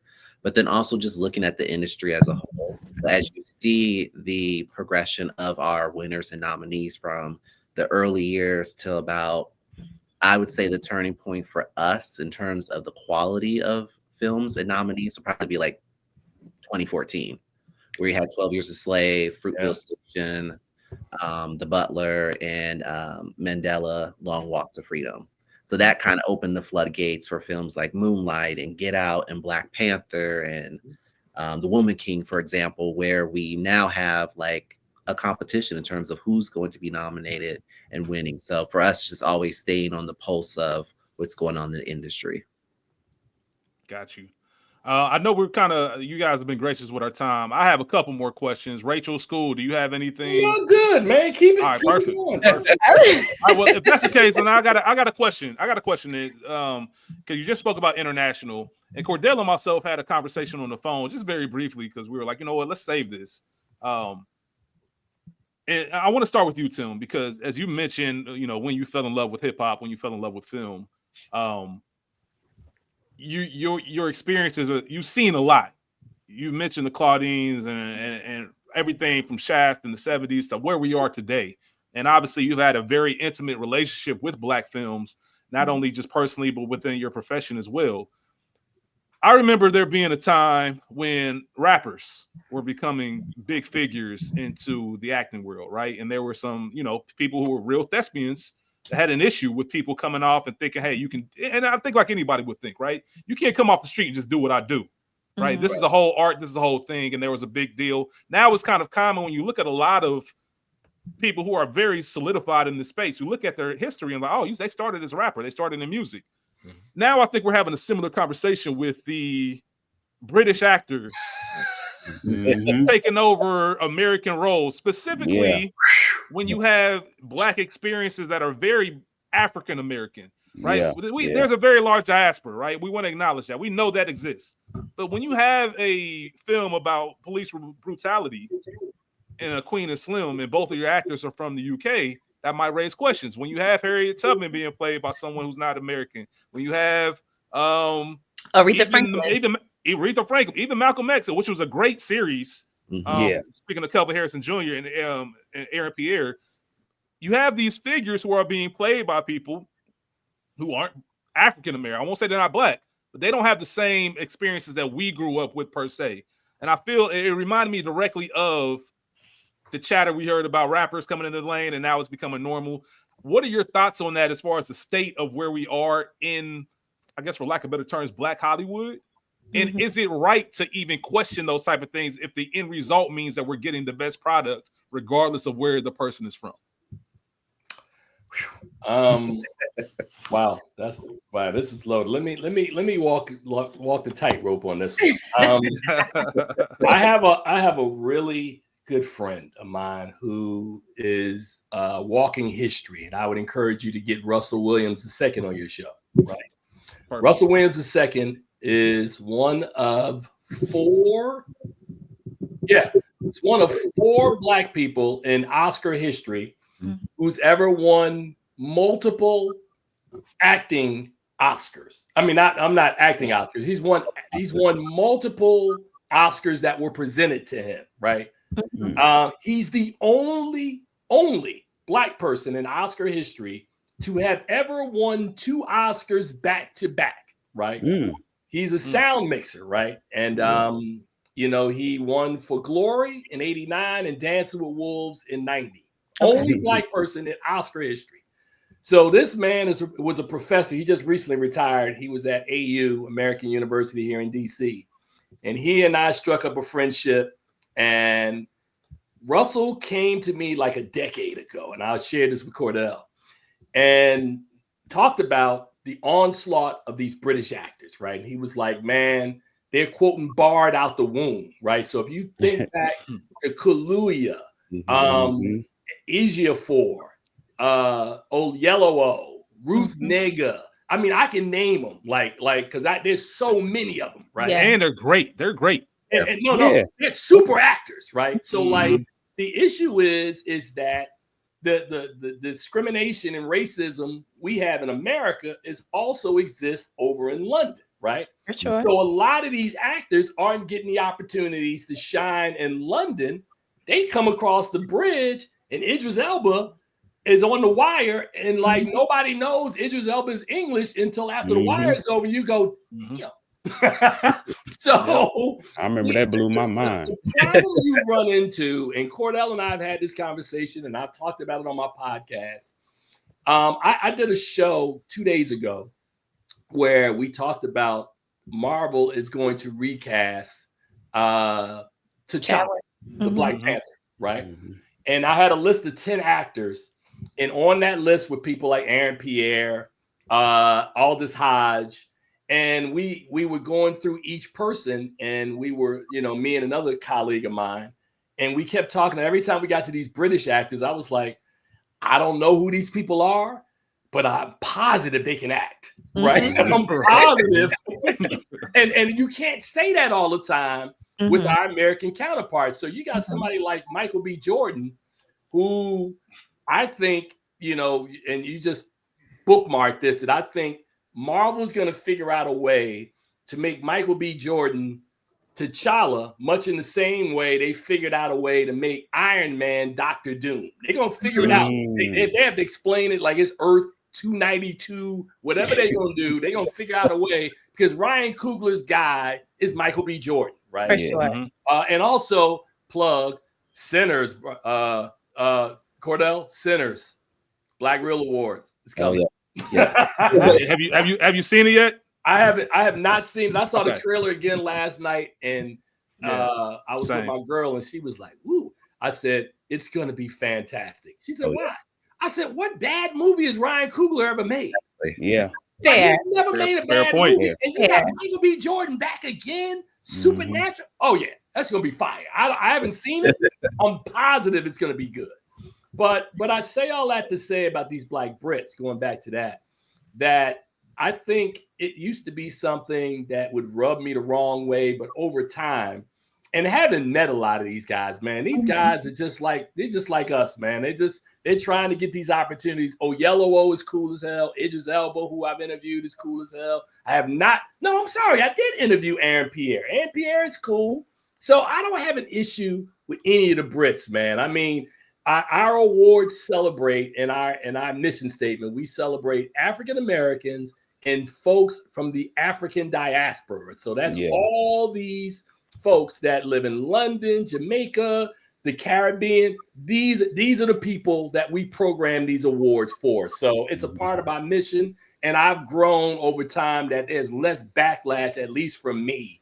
Cordell is a little more spiteful than I am. Cordell might still be holding on to it. You'll have to tell me. Me and Cordell see each other. What are your thoughts, Cordell? What are your thoughts? Oh man, like Tim said, it's a loaded question. For me, I'm all about whoever's going to bring out the best performance. I mean, I can see it at so many different angles. You know, with us being Black Americans, like, you know, these are our icons. You know, we want to make sure that they are presented in an authentic way. So for me, if someone who isn't American playing these roles, as long as they pay homage and really respect the role they're playing, I mean, I think that is key. And then to Tim's point, you know, just looking from the British actors' point of view, like for them, they don't have as many opportunities in their native country, you know, whether it's TV or film. And for them, they've probably also revered a lot of these heroes of ours as well. And so for them, it's just an honor for them to pay respect as well. So, yeah. I love that. I love that. I think for me, sorry, I was just going to say, as long as they don't say or speak disparagingly against Black Americans, then we cool. But once we've had some people who have. I'm not saying I know it. People if they ever get a side eye from me, you not a nigga. I gotta roll with you over there. But you know what?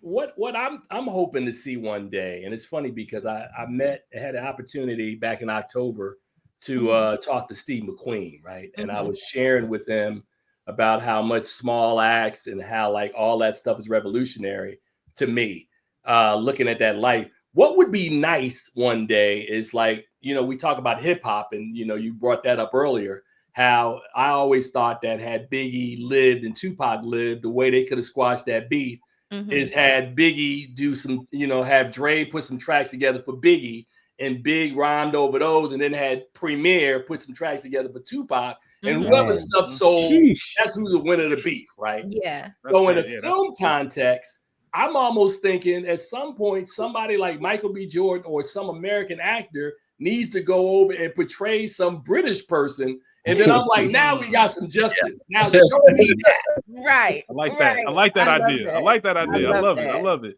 School, you were going to say something. My apologies, brother. I have a couple questions. The first one is, what is you guys' favorite movie of the past 25 years? Ooh. Favorite movie? Wow. I know what my favorite performance is. Favorite movie. Well, give me your thinking on that real quick. No, I think I got to answer. I would say Black Panther. Yeah. Black Panther, probably. I remember the year because it got 17 nominations from us that year, right? And I remember that Black Panther was the one movie that came out that we've done, that we had to nominate, that we inside had so much excitement about, right? Because we had heard about it. And when we saw it, it came out in November that year. So that was also key because it came out late in the year.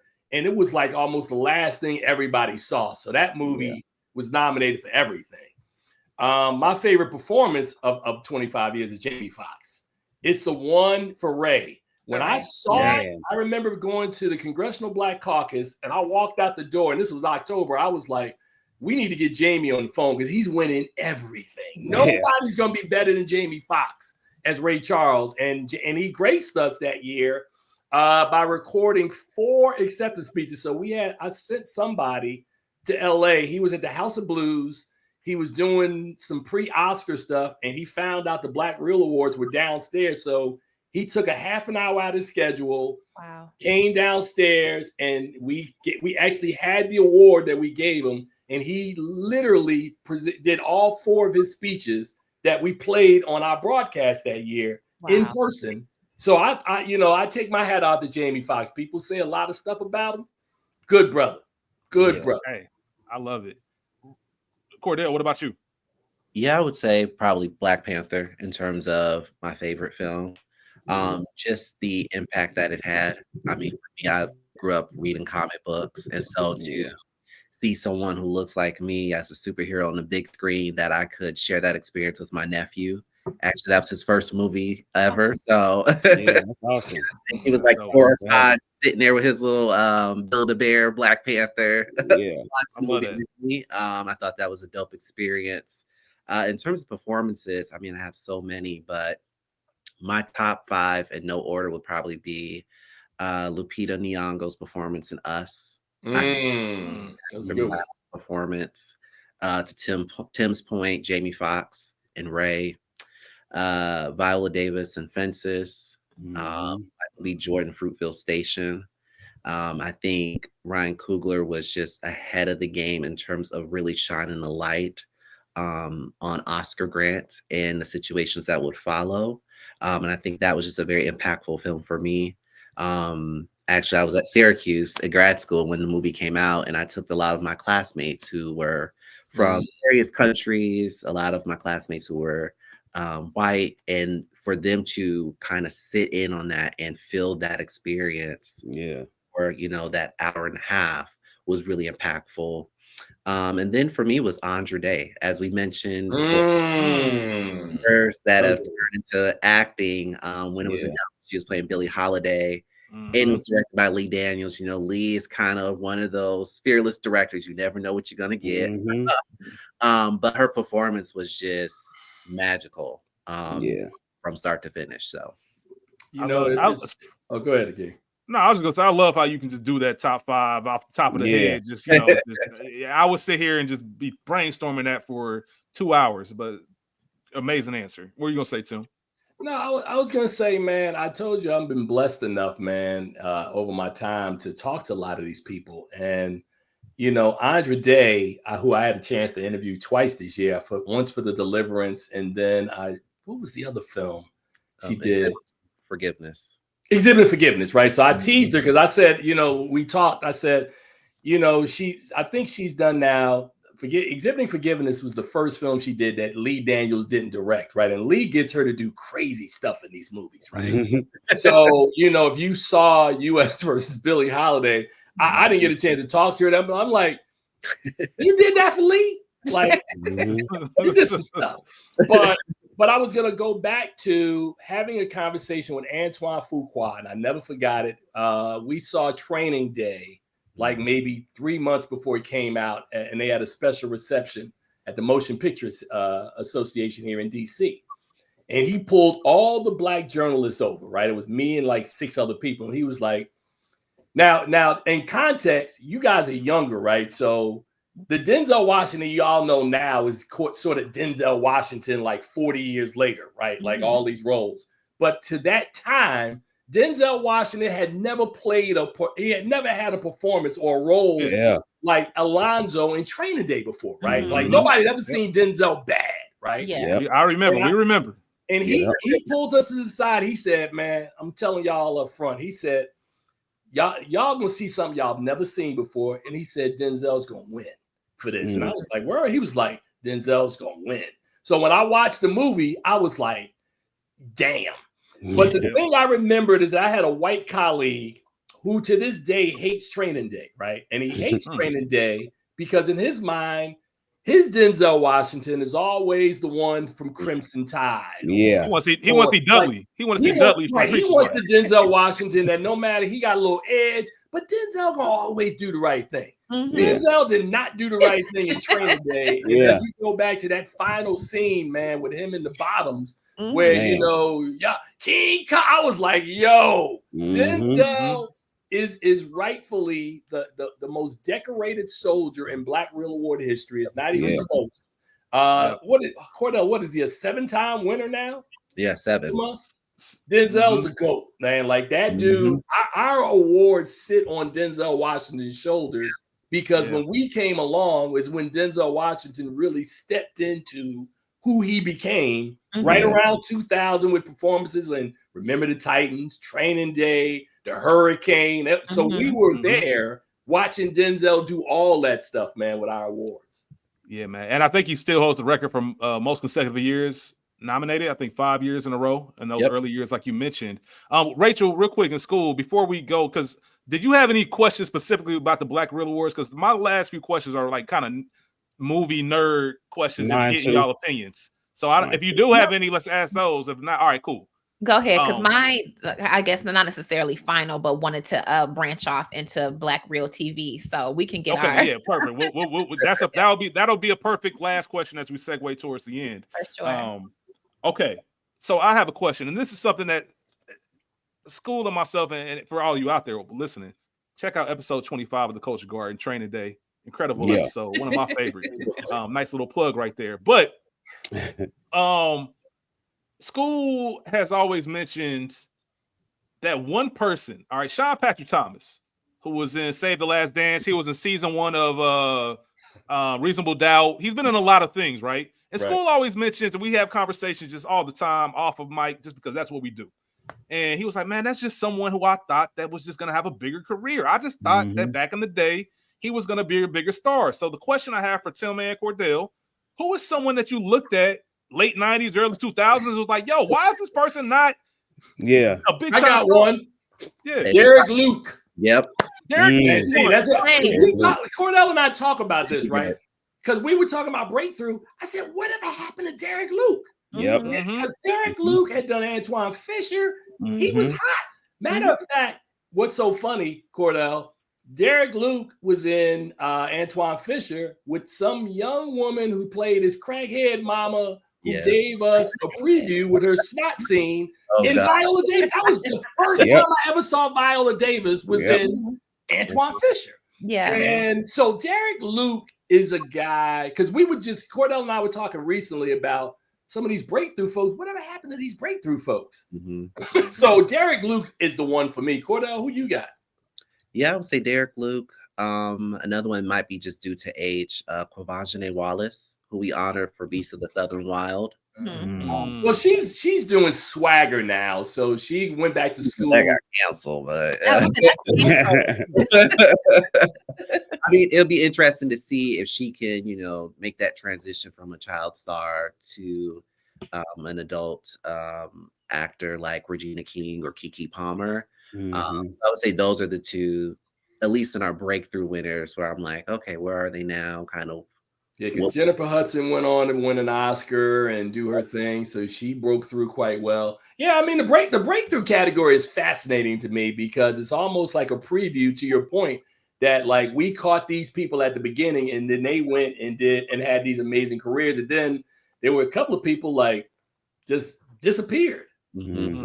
Like Sharon Warren, who played who played the mother in Ray. Yeah. So she won 2 Black Reel Awards and was never seen again. Oh, that's just fascinating. Those are fascinating things when that happens, because I just always love having that conversation. School, I know you said you had some more questions, some movie nerd questions. Another one that I had is, I do a little side show called School's Guilty Pleasures.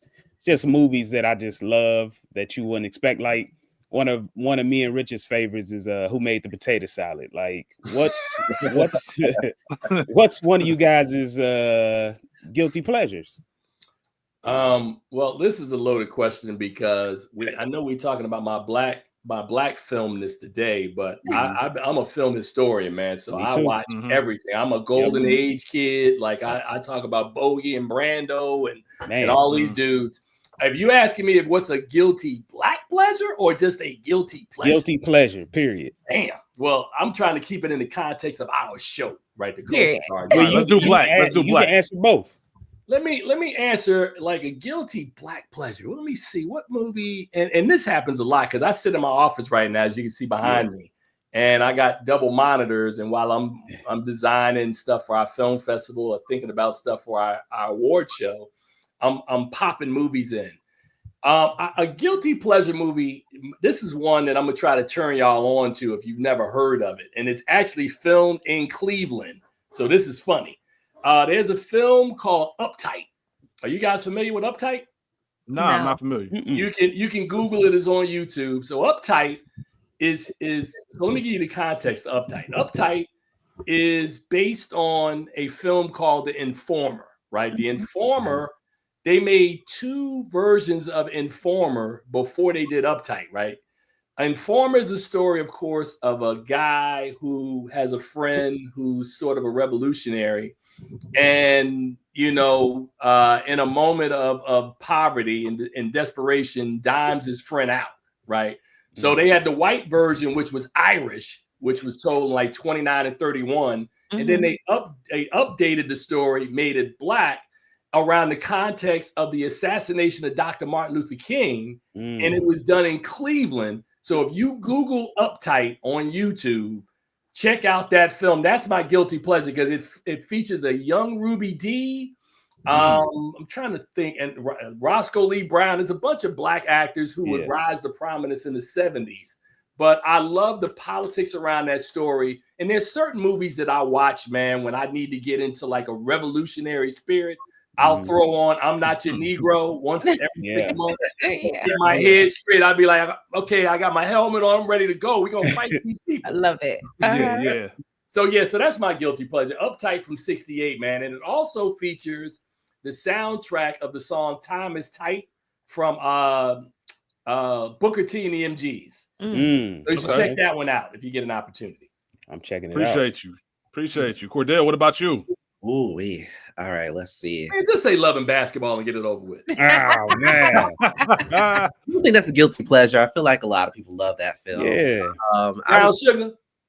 No, I would say for me, and this was a film I watched growing up as a child, Who Framed Roger Rabbit? Okay. Okay. I ain't mad at that. Love Jones, you ain't say that one? Come on. But that's a popular film. I don't think that's it's got to be the film that you don't think that people would. If someone looks at you and say, you like that movie? So for me, example, I love The Wash. I love Soul Plane. Yep. People would always look at it and say, you like Soul? I'm like, bro, I don't know why. I can't explain why I like these movies, but I do. You like Soul Playing, bro? That's sad, ain't it? That's sad, ain't it? To have a conversation offline. Yeah, please talk to him. It's so bad that it's good. It's like watching a car wreck. It's so bad that Kevin Hart was in Soul Playing, right? Yeah. I guarantee you, if you ask Kevin Hart, man, what happened with you in Soul Playing, and he will swear up and down he don't know what you're talking about. What you talking about? Soul Playing, what's that? It's funny because actually one of my favorite Kevin Hart movies is his first movie called Paper Soldiers, which is another guilty pleasure. State property, guilty pleasure. Oh man. All right, this is my last question. Did Cordell answer? This. Yeah, did you? I'm sorry. Yeah, he's Roger Rabbit. Roger Rabbit. Okay. Yeah, and then my other one would be don't judge me, y'all. Bring It Down. No, we don't judge. Oh, that's a classic. Yeah. That qualifies. Queen Latifah and Steve Martin. Yes. Yep. We were just talking about that too. Hey, you know what? I wonder if you heard of this one. You ever heard of Clifford? With Martin Short? That's my man. Love that movie. See, let me find out all 3 of y'all. So when I do a bad movie show, I need to call all 3 of y'all. Oh, absolutely. Yes. Absolutely. Yes. I'm down. See, I'm sorry. I got this highfalutin critic thing, man. Like, in my house, they tease me because I'm always trying to get them to watch these critical films, and they like, bro, that's you. You do that. I'm gonna watch this garbage over here. Well, real quick, before I ask my last question, let me get this one in because it just made me think of something. There's an infamous episode that people talk to us about still to this day. I'm not going to say the name of the movie, but if you've been following Culture Guard for a while, you know which one I'm talking about. And it's a movie that Rachel hates. However, she does introduce the concept of she will watch it again because there's something about hate watches. Do you either one of you do hate watches where you watch a film that you know you don't like, but you for some reason it's still something that entertains you, I guess, for lack of better terms? I'm hate watching a movie right now. It's interesting you would say that. There's a movie I'm watching that's on Netflix right now that when I had to watch it as a critic, true story, halfway through it, I was so pissed off about this movie that the print broke and they sent everybody out the theater for like 20 minutes so they could fix the print. And I jumped in my car and went home. I know that. And my boy called me up. He was like, yo, man, where you at, man? They letting people back in the theater. I said, I'm at my house. He was like, whoa. So the movie, which I'm watching right now, is Adam Sandler and Drew Barrymore. I think it's called Blended. This movie is terrible. Blended. It's so bad, but I love but it's on in the background, and I'm sitting here watching it going, I was right when this movie came out to go take my butt home.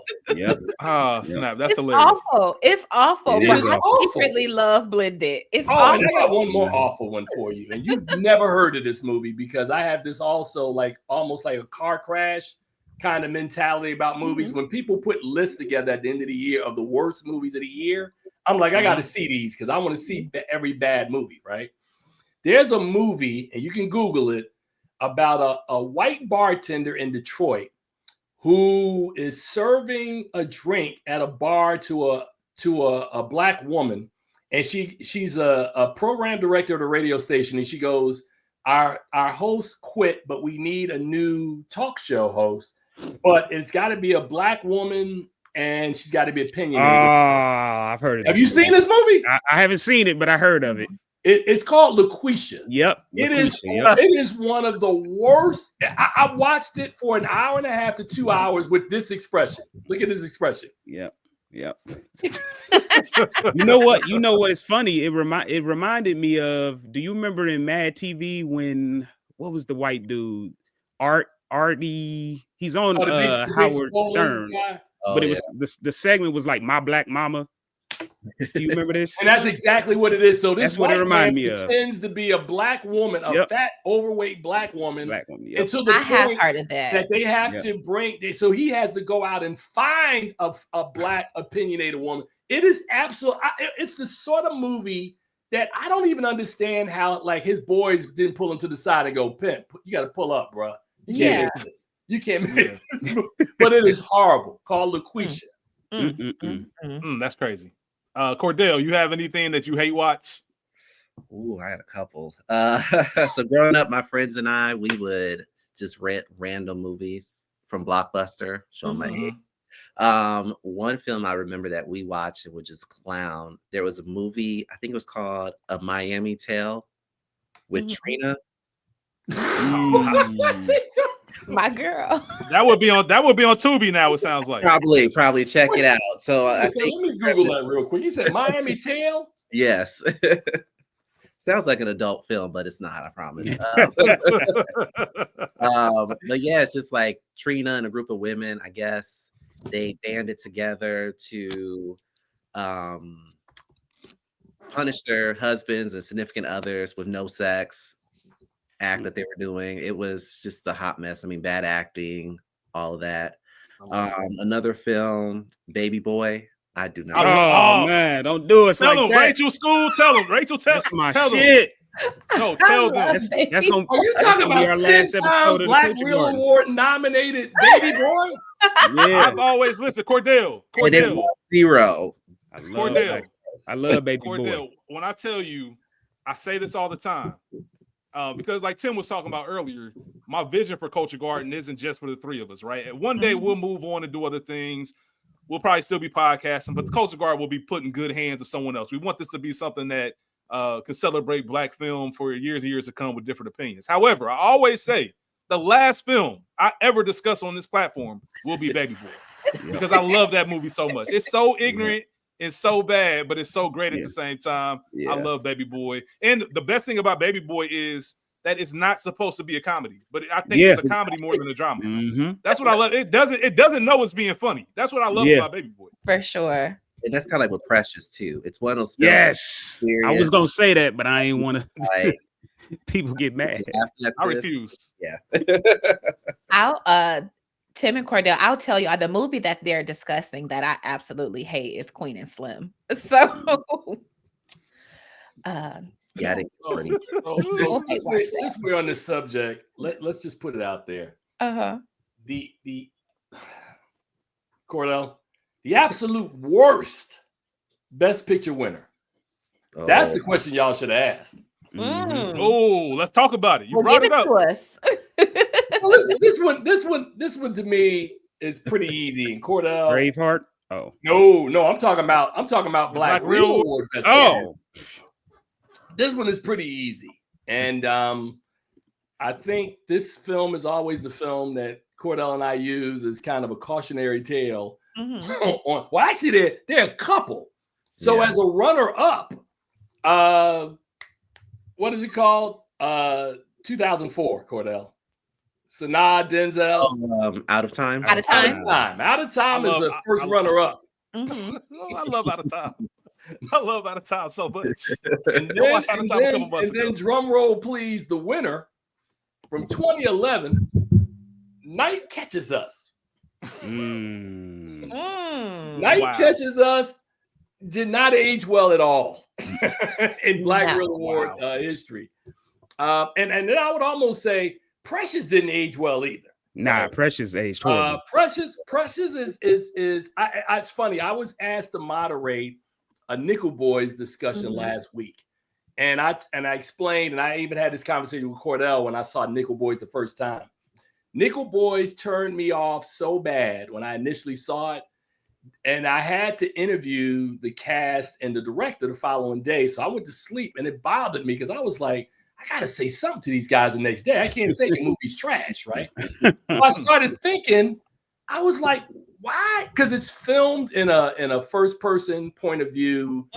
And, you know, when you explain the technology, they didn't put cameras on all the characters. So they have to do stuff where the characters are interacting by themselves. And so it's a very intricate process that Ramel Ross used, right? So I thought about it after reading the notes and listening, and I said, I know why he filmed it in this way, right? I said, if he would have made this movie as a regular 3-art story, the way it was told, I said, this movie would have been 12 Years a Slave, it would have been Precious. The subject matter is so heavy, it's almost unwatchable, right? Who wants to watch a story about two boys in a reform school where they're getting physically abused, sexually abused, they killing them and burying them in the back? Like, nobody wants to watch that movie, right? And Ramel Ross came, I told him, and he was like, yeah, you're right. That's why they brought me on. I filmed in this style. I said, okay, cool, right? So I watched it, and I was having a conversation about Precious, right? I said, you know, like 12 Years a Slave or Precious, nobody you know, right? Nobody who ever listens to this podcast has ever said this following sentence. Ever said, hey, babe, it's Friday night, man. Let's get some pizza and watch Precious tonight. Right? Does that ever happen? Never. Has anybody ever said, hey, man, let's do dinner and a movie and we're going to do 12 Years a Slave? Not at all. Nope. Nobody talks about those movies. Nah. So that's why when I talk about some of these movies not aging well, Precious was a movie at the time we were really excited about. Cordell, you were there for Precious, right? Yeah. And we had Jeffrey Fletcher, and, you know, now we know why they were so happy to get all the love from us, because, you know, 15 years later, like, ain't nobody talking about Precious. When's the last time anybody on here has seen Precious? I never watched it. I refuse. And school tells me I need to watch it once just because he says it like this. He said, man, I feel awful for saying this. He said, but you're gonna laugh so much, and you're not supposed to be laughing. It's not funny. Nah. He said, but you're gonna laugh. 12 Years a Slave is another one. I haven't watched 12 Years a Slave, and they had the audacity that year during award season to send a DVD, and I was like, I don't know what you sent me that for, because it's never getting open. I'm not watching that movie. But Night Catches Us. Cordell, have you ever seen that movie again since we honored it? Nope, one and done. Before I said Night Catches Us today, did you even know that there was a movie called Night Catches Us that was out? I've seen Night Catches Us. You saw it? Yeah, I have. And I'm in agreement with you all. It's not great. It was just on Stars not that long ago. On a replay. So. And Tanya Hamilton, if you listening, this is no slam against you. You just rolled the wave in a particularly weak year. There wasn't a lot happening. What was the other film that year? Was it 1982 or something like that? What, that was in the same? That was in contention that year.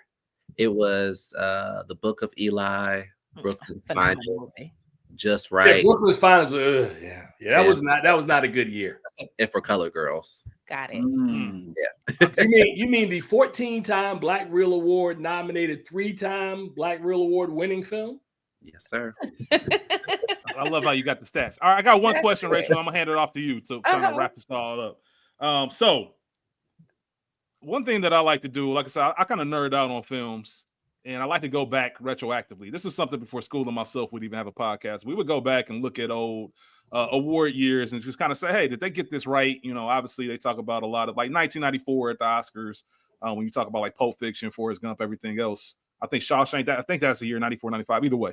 But once we got familiar with Black Real Awards, started looking at a lot of the past awards or past years. I'm like, man, one day we're going to retroactively go back, kind of do what we do now, maybe watch these movies and just give our opinion on if we could look at it from today's lens, would this have won, who we nominated for best, you know, outstanding supporting actor, outstanding lead, the whole nine. But I go to say, this is a two-part question because this question came up on the internet the other day, and I have to ask both of you. Your first year, the year 2000, 1999 films, two of my favorite films of all time. And I'm going to ask both of you right now just to pick one. No other explanation needed. Just pick one. Okay. The Wood or The Best Man? Best Man. Best Man. Okay, then got you. The Wood is one of my personal favorite movies. I love The Wood, but yeah. Honestly, The Best Man may get the edge because they made two more iterations of it. Where The Wood, they possibly could have made some more. The Wood was a fascinating story. I really love the Wood composition, but I think The Best Man as an ensemble is just a killer, man. Like everybody in that Best Man ensemble became something, man. Like all of them, Tay Diggs, Sanaa, like all of them, man. Like, yep. So my main question is, with all that being said, if there was any year, all right, you can keep it to the 90s, you can go back further, but if there was any year you would say, man, I really wish we had the Black Real Awards during this time, is there anything that comes to mind? I was going to say, because I have a list of, there's a couple of years that stand out in the 90s, all right? So 1991 was the first year I was going to mention. So you have films, which is a legendary year for Black film, right? Boys in the Hood, Five Heartbeats, New Jack City, Strictly Business. Man. You also have movies or a year like 1995, right? Dead Presidents, Waiting to Exhale, Higher Learning, Friday. You have films in 96. You have A Thin Line Between Love and Hate, Set It Off, Preacher's Wife. And then, of course, 97, which you have like Love Jones, Ease by You, Soul Food. Any year in particular that you say, hey, I would love to cover this year? And if you pick that year, what film do you think would have won? So 91 for you, Tim. Out of five, let's say three of those, Five Heartbeats, New Jack City, Boys in the Hood, which one would take home your winner? Now this is a really good question, right? Yeah. And also you forgot one of the most beautiful films that I think one of the three most beautiful films ever made, and Daughters of the Dust also was 91. Oh, great. Thank you. 91 was a watershed year. And for me, I honestly believe, knowing how our voting academy works now, it would have come down to New Jack City and Boys in the Hood. I know this, right? Yeah. Now, all of those other films you talked about would have got some answers. Like Halle Berry could have got like Breakthrough, or actually maybe even Wesley Snipes could have broke through. But between Boys in the Hood and New Jack City, the politically correct people would have won Boys in the Hood. Yeah. But I would have been screaming, man, what about Nino? Now, Wesley Snipes would have absolutely won Best Actor. Oh, yeah. Because he was great in that film. Phenomenal. Yeah. So that would, of all those years, and you're right, those are some great years, but no year in the 90s had, there were at least 6 to 7 bangers in 91. Like there was a lot of really good films in 91. So that's my pick. I love that. Cordell, what about you? Yeah, I would agree. I would think our voters would lean towards Boys in the Hood, but I could see like performances like Wesley Snipes and New Jack City getting some love too. I got you. Do you have a year? What was 97 though? You said 97 was Baps, Love Jones, Ease by You, Soul Food. Ease by You would have won. See, here's the better question. Go through the 90s and some of these years and ask us which ones knowing our voting academy, which ones you thought would have won. Like there's certain films. All right, so let me ask you this. Let me ask you this about 1993. Your voting academy. What's Love got to do with it? Menace to Society, Poetic Justice, Sister Act 2. Who's winning? What's Love got to do with it? They'd have voted for that. And Angela Bassett would have won Best Actor. Yep. Now Menace is a a hood classic, right? Breakthrough, Lorenz. Yeah. Right. Oh, absolutely. But I think what I'm starting to understand about the Voting Academy as it is assembled, right? They're largely made up, like the largest branch of our Voting Academy are film critics, right? So the film critics are going to vote for the most acclaimed film that year, right? Not looking at it like we are looking at it now, like, hey, man, that was hot. So Boys in the Hood was an Oscar nominee for John Singleton as Best Director. That film definitely would have won Best Picture. Yep. What's Love Got to Do with It, which Angela got nominated and didn't win, would have definitely been the Academy's choice that year. Would have been Black Real's choice. In 97, between Love Jones and Soul Food, that's a tough one. Because after Eve's by You, of course. I know you said Eve's by You. Now, Eve's by You is probably your winner because Eve's by You, I think, of all those films, no disrespect to the other two, Eve's by You, man, with a young Megan Good, Sam Jackson, Lynn Whitfield, Debbie Morgan, Casey Lemons. That's the one movie she made. Smollett. Yep. Yeah, man. Oh, Journey. Oh, I forgot about Journey. That's child performance of all time, in my opinion. Man. That film, man, still has a special place with me, and I think that would have been the one to go home with it, even with Love Jones, because Love Jones is iconic at this point. Iconic. For sure. All right. Appreciate y'all participating in that. I've always wanted to ask, who knows, one day we'll go back and we'll take a look at some of these years and have a deeper conversation. But Rachel, I know you have a question or two before we get out of here. For sure. Just wrapping us up. We know that we have a sister podcast called We Got Y'all, for which we talk strictly about TV, based off of Insecure season 5, or the whole series of Insecure. Issa's first job was at We Got Y'all. So that is where that show is born out of. So with the Black Real TV, we just wanted to ask a few questions about the planning for that award show, and what shows essentially are you watching or are you hype about or fell flat to you? Well, it's interesting, and I'll just jump in before Cordell. One of the things that we are in active conversations about right now is that our film festival, Light Reel, takes place June 4th through the 7th, right?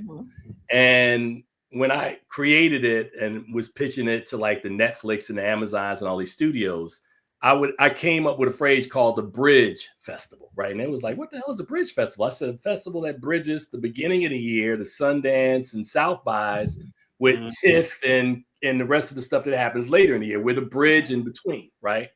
So in thinking about it and processing it over the last several years, and this leads back to television, is that we want to, beginning this year, use our film festival as a way to start promoting the films that are Black Real Television Award potential nominees, as well as Emmy nominees. So I'm thinking about stuff like Reasonable Doubt, where we're thinking about showrunner panels with Reasonable Doubt, Diara from Detroit, and Cross, putting those three guys together. So I want to use this festival as a way to highlight or at least start the conversations for some of the things that will happen in August when we announce our awards and when the mainstream announces in September, right? So that's what we're thinking about with the awards.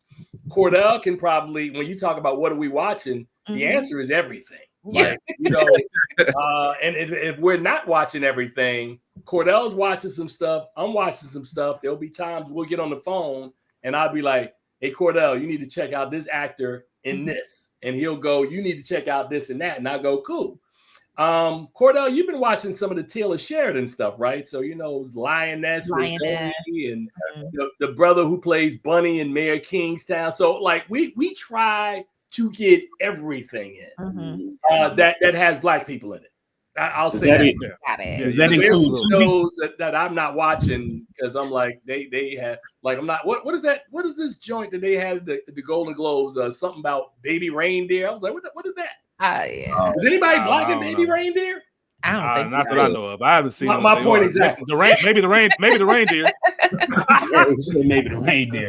Look. if you ain't got nothing black in it, I'm not watching it. Like I need to watch something with my people, at least in a supporting role. Like what's your boy's name? Lamorne Morris, who we nominated. He's nominated for Saturday Night. For Saturday Night, but he did a show called Woke a couple of years ago. Didn't we nominate him for that?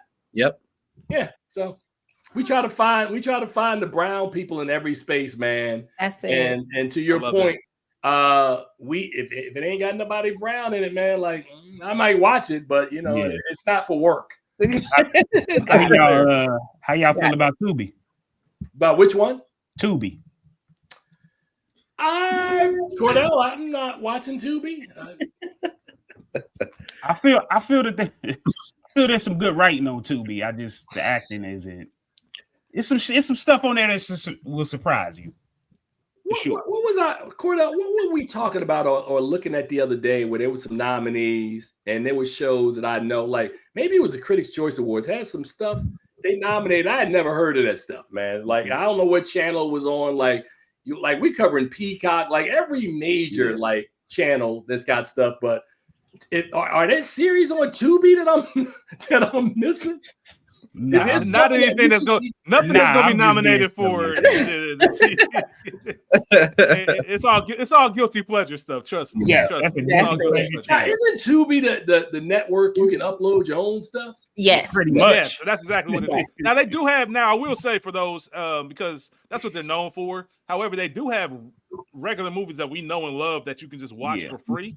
So that's why a lot of people go to Tubi. But they do have like the Dirty D. Certain TV shows that are just plug love. First of all, the show is called The Dirty D. Ain't nobody. It's about Detroit. It's Detroit. And that sounds crazy. Yeah, they put it on Peacock because it was that popular. But I remember the first time getting introduced to Tubi. There's this film called Plug Love. And that's exactly what I saw Plug Love. I saw that. And I remember telling somebody, my boy Good, man, shout out to my brother Good. I remember because he watched it. We didn't know we saw each other. And we both had the same experience. You watch it and you're sitting there like, what the hell is this? And then for some reason you can't stop watching. You have to keep going until the end of it. And at the end of it, and remember school, I told you this verbatim. Yep. I said, you're gonna watch it, you're gonna feel bad that you sat there the whole time, but you're not gonna be upset that you watched it. And that's what Tubi's original series is like. So before we get out of here, I want to put the Black Reel Nominating Chairman on blast because the Black Reel Nominating Chairman is not considering all of this fantastic work that's on BET Plus. You're not watching Zatima Cordell. We have nominated shows on BET Plus. I'm teasing you, man, because BET Plus has so many movies, and I look at that and I go, is that something like when you asked me earlier, did we miss anything? I'm like, did we miss some stuff on BET? Did we nominate all the Queen's men? Oh man, that's hilarious. BET Plus winning them all. I do have a question for you guys. As you guys have been following our awards for the last 25 years, what have been some of your favorite films and performances that have been nominated or honored by us? I guess I'll start. Kyron mentioned it, Chevalier. That took me just sort of by storm. That is probably one of my favorite movies. Now, dare I say, of all time, maybe not of all time, but it was such a sleeper and such a surprise. Like I just hold it in such high regard at this point. I'm gonna agree with her because it was definitely not my cup of tea. At least I thought. And then me and Rich have this, this first 30 minutes rule. Okay. We'll turn it on the first 30 minutes. If it ain't jumping, we cut it off. And like you said, the first scene of that movie, I was all in. So yeah, that's definitely one for me. Nice. So wait a minute, man. Nobody's gonna talk about some of these under the radar Black Reel Award nominees, stuff like. That's what I was just about to say. I was looking for the year. I forget what year it was. I don't know if it was 2002, whatever year Bamboozle was released. Oh, that was 2000, man. That was like that 2000? Yeah, man. Bamboozle was again, the name Spike Lee never came up in this entire podcast, and like we talked about Denzel, Spike Lee. Cordell, how many times has Spike Lee been nominated? Is it like 30 times? Yeah, about nominated in total. 32 nominations total. Yeah, Spike Lee. like when I said Denzel Washington, our awards sit on his shoulders. Spike Lee's work at the beginning, because remember, before all these people that are directors now, it was Spike Lee, man. Spike Lee films were event films in the early 2000s. Like he put a new movie out. It's like, yo, man, what Spike got coming out? Yep. So we don't talk about Spike as much now, but yeah, man, he's another seminal figure in the Black Reel Awards. And Cordell, I wish before we get out of here, let the audience know about our Black Reel 25 project that we're going to roll out starting in February, man. Yeah, so in celebration of the 25th awards, we polled our voting academy on various lists. So we are going to unveil like our top 25 films, top 25 screenplays, top 25 lead performances, and supporting performances. So more to come on that. We've gotten the results. Tim and I have taken a look at them, nice little preview, and we're happy with the results. So hopefully there won't be any dragging on social media based on these lists. Well, there is going to be some controversy because the way they voted, there are certain people that didn't get included, which I thought was an oversight. But again, this, you guys asked us earlier, man, it's about the integrity. Whatever the voters choose is what we put out there. Even if I am not in agreement as the founder, I'm like, I wouldn't have done that. I would have added this person if it were me, but.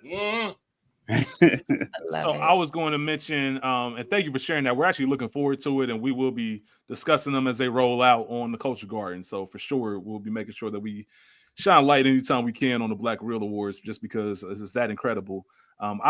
Anytime I look at something from the past, the first thing I do is I look at the year I graduated high school, which is 2005. So I looked at the 2006. When did you graduate high school?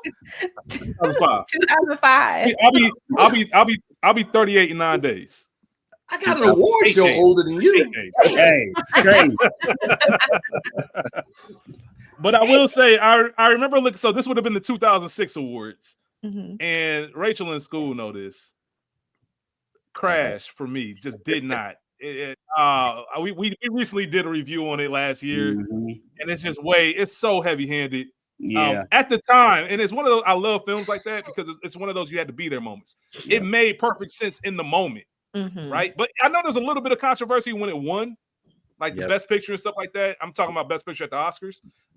But even then, it's just one of those that didn't age well, and you're looking at it like, I don't know. I thought what I thought was fascinating was the year Terrence Howard had, and Rachel and myself just what movie did we just do with Terrence Howard? Pride. We're just talking about him on Pride. He might be our Denzel. What Denzel is to the Black Reel Awards, he might be the Culture Garden. We've done an enormous amount of. What I mean by that, let me clarify. What I mean before Tim jump out the window.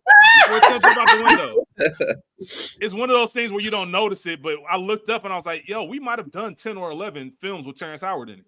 Like without knowing, like it's not intentional. It's just gonna happen. That's what I mean by that, Tim. I'm not talking about acting skills. I'm only laughing because some comedian made the joke, and every time I think about Terrence Howard, I think about that joke about how every time he sounds like he's talking, he sounds like he's crying at the same time. It's like Terrence. I've only met and interacted with Terrence Howard one time, and this is back. I used to work producing radio at Howard University Radio. And Terrence Howard had a project that he came through, and I never forget the program director after he left was like, "Yeah, this CD is about to go copper," and I went, "Like nobody's buying this Terrence Howard project." Damn. But look, I'm not mad at you. You're right. Two things, right? There are certain movies we talked about them earlier that if you had to watch them now in retrospect, like in 2025 eyes, they just don't age well, right? Yeah.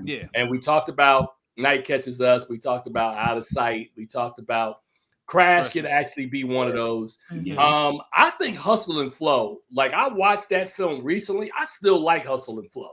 I love it. That's why I brought it up. Because I would have picked that over Crash. I don't like the fact that the Oscars just disrespected Black people by putting his heart out there for a pet and putting Taraji up there to sing it at the Oscars. I didn't like that. I was like, right.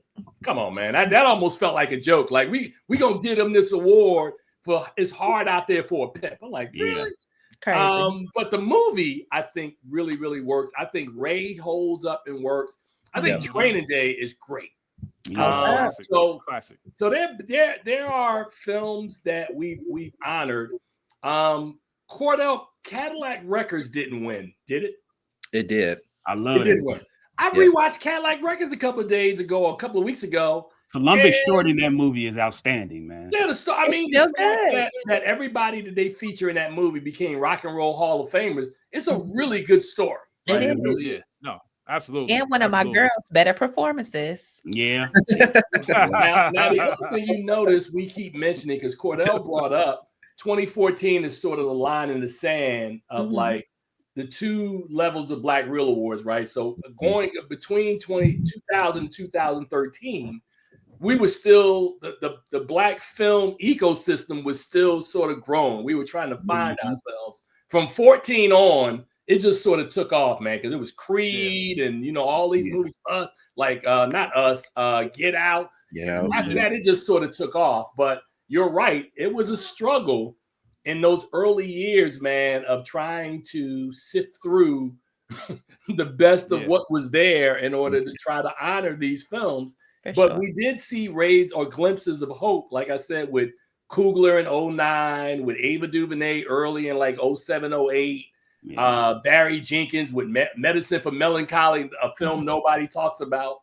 It's been a fun journey, man, getting from point A to where we are now, and whatever time I have left in order to do this before we turn it over to the man we call C Movie, Cordell Martin. There we go, next, man. He's next generation. There we go. I love it. And I want to wrap this up and close it out. Oh, real quick. I mentioned Terrence Howard in that year just because he won Best Supporting and Best Most Outstanding for two separate films, which I thought was incredible. And I think it was well-deserved because he had a great year and continues to amaze.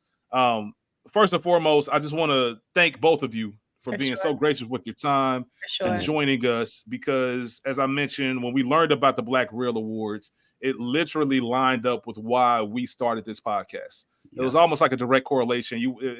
It almost felt like if you didn't know any better, the same people created both platforms, because the mission and the whole highlight and just the love for film and Black film in particular. Like I said, it's easy when you're talking about the A-listers and the people who are legends, but the people who need their flowers and things like that, just highlighting that has been an incredible moment, and just learning more about your organization and the Black Real Awards and everything that you've done over the 25 years. True story. When we choose movies, and it's my week to choose, and I have a rough time figuring it out, I'll go to 2001 or 2002. I'll go in the archives to see what did Black Real Awards nominate this year, and I'm like, I forgot about this one. This is going to be the movie this week. That's a true story. I literally do that. And just for us, I know we talked about the journey, and we're very, we're in our infancy in this, and we're dedicated, we're committed, and we have other platforms and podcasts that we're a part of. I know Rachel mentioned We Got Y'all, School mentioned School Guilty Pleasures. I'm a part of a handful of other things as far as recording, but I want to tell you just as where we are in our phase. And I'm part of a Sopranos podcast, and we recently interviewed one of the actors from The Sopranos, and it was just one of those moments where afterwards, I looked into my two co-hosts, and I'm like, man, if you would have told me that when you guys asked me to be a part of this show, that we would be interviewing somebody from this show, it's kind of crazy. Like, it's something I never thought. Not saying it wasn't impossible, but it's just something I never thought of, right? And it's just cool when you're in this space and you start, just put your head down and work. Put your head down and work, and then all the things that you are passionate about, it just started, aligning up perfectly. And I told Rachel this, and she didn't even know. I said, if Rachel literally just sent a text message. All she did was send a text and say, hey, when are the Black Real nominations coming out? And I told her, I said, it should be sometime soon. This was early December. I said, it should be sometime soon. And just something in my spirit said, you know what, let me reach out and ask them directly. And then had the conversation, got Cordell's information. Cordell and myself were on the phone and emails, the whole nine, to kind of setting this up. And just when I remember telling Rachel, that's part of my excitement is this, when I get to tell them cool stuff like this, like, hey, man, like, they agreed to come on our show. Like, telling Cordell agreed to come on, and that's crazy. And not crazy because it can't be done, but crazy because wow, our dreams are really kind of like they're in front of us now. Like they're real things, they're tangible. They're not just hopes and wishes. And I just want to thank the both of you for, like I said, not only coming on the show, we want to give you your flowers for making a space like this, caring about the things that we do. When I say we, I mean the culture. Like really taking it seriously, not doing it just for like any kind of accolades, but really, hey, this matters to me. This means something. Like I go back to, you go back to when in the 70s when you're in the theater or whenever you're watching Shaft, you're watching Claudine. And I'm sure the same Cordell, you go back to your high school years when you're emailing because this is something you care about. And we feel the same way. And I can't tell you how much it means to us to have you on here. We could have gone for another 2 or 3 hours, just naturally having a conversation. It feels like we've all met before. It just felt very natural. And the work that you're putting up, I can't wait to be a part of it more. I know you mentioned you have like 80 voters. If you want 83, by all means, you're more than welcome. The film festival, everything. We're just going to be invested. Thank you graciously for like really coming on this platform. And having an incredible and a hell of a conversation. Thank you. Absolutely. We do a segment at the end. Do you give a rose, a bouquet, or the whole damn garden? And so we are giving you all the garden, the whole damn garden. What you do. And we just appreciate you. Thank you so much. Yes, thank you so much. It's so funny, man, that I talk to people all the time and they, the subject comes up about, do you get a chance to reflect? Right. And I think even it came up some point in this podcast. And I'm always telling people that I'm still at a stage where I'm in the doing, right? Like I don't have time to sit up and reflect. And I'm sitting here now looking up at my monitor of trying to figure out, okay, what do we need to do about these partnerships? What do we need to do? Like Cordell and I have talked about this for the awards. So our foundation is called the Foundation for the Augmentation of African-Americans in Film, or FAAAF, right? So FAAAF is the signature foundation, and the Black Reel Awards, the Black Reel Television Awards, and the soon to be announced Pantheon Awards, which are our Governor's Ball or Governor's Awards, which we're going to launch in November, are 3 of the fundraisers. And then we've got the Light Reel Film Festival and all of the film series that I curate and the things that I do. So I'm still actively creating, right? I'm looking at what's next for us. Who do we need to partner with? We definitely need to probably have some conversations offline. Cordell and you guys gave me an idea. I don't know if you my face is very expressive. I had a epiphany while we were on this call. I was like, Cordell, I'm gonna call you afterwards because I had an idea that I want to run by you, because we often talk about the awards infrastructure. And like we're good during awards season, but I think we've got to get better during the year leading in. Like if you look at what Variety is doing or what some of the other trades are doing, we've got to get better at that. And I think, ironically, you guys gave me an idea today, which I will talk to Cordell about, and then we may unveil it later on, because we've already had meetings with this group. And I think they now, to me, feel like a natural partnership connection that keeps Black Reel out there all through the year versus just during award season. So thank you guys for that. Thank you guys for caring about what little old me was up in 1999 playing at Kinko's and trying to figure out what looked right, what kind of award, how we were going to do it, and how it's grown. It's out of my hands. It's out there for the world to see. Yes. And I'm glad that you guys find value in what it is that we've done. Absolutely. What Cordell continues to kind of help nourish and help flourish. And thank you guys for inviting us on, man. So of course. Yeah, pretty much. Thanks for accepting. The door is always open for you guys. You know that. Yeah, we love to have both of you back on, and it doesn't have to be together. It could be individually to actually do a regular episode with us. Man, you gotta have me on. Cordell ain't gonna say nothing. Cordell gonna give you all these nice answers. And if you want some real, you better call me. Yeah. No, you're more than welcome, man. We'll break down the categories and we have a real convo. Yeah. After a shot or two, then that's when the real. That's it. All right. Anytime you guys need, man. Seriously. Yes. No, we appreciate it. Rachel School, you know how much how what I feel about you. Love you both. Thank you dearly. Tim, Cordell, thank you so much for gracing us with your presence on our platform. This feels like something, the start of just, I just like picking people's brains just because, man. For sure. Just the time that I've had with Cordell, just talking and exchanging, man, I just feel like that's something that a relationship is being built. And I'm always appreciative of that. And most importantly, all of you out there listening and watching, as you know, we can't do this without any of you. We call you Culture Garden family for a reason. There is no cool nickname. It's family. It's legit family. That's we appreciate the way you take us in and you accept us and give us feedback and everything else. So thank you. This was one of those moments that didn't feel like work, man. This was just a lot of fun for both of us.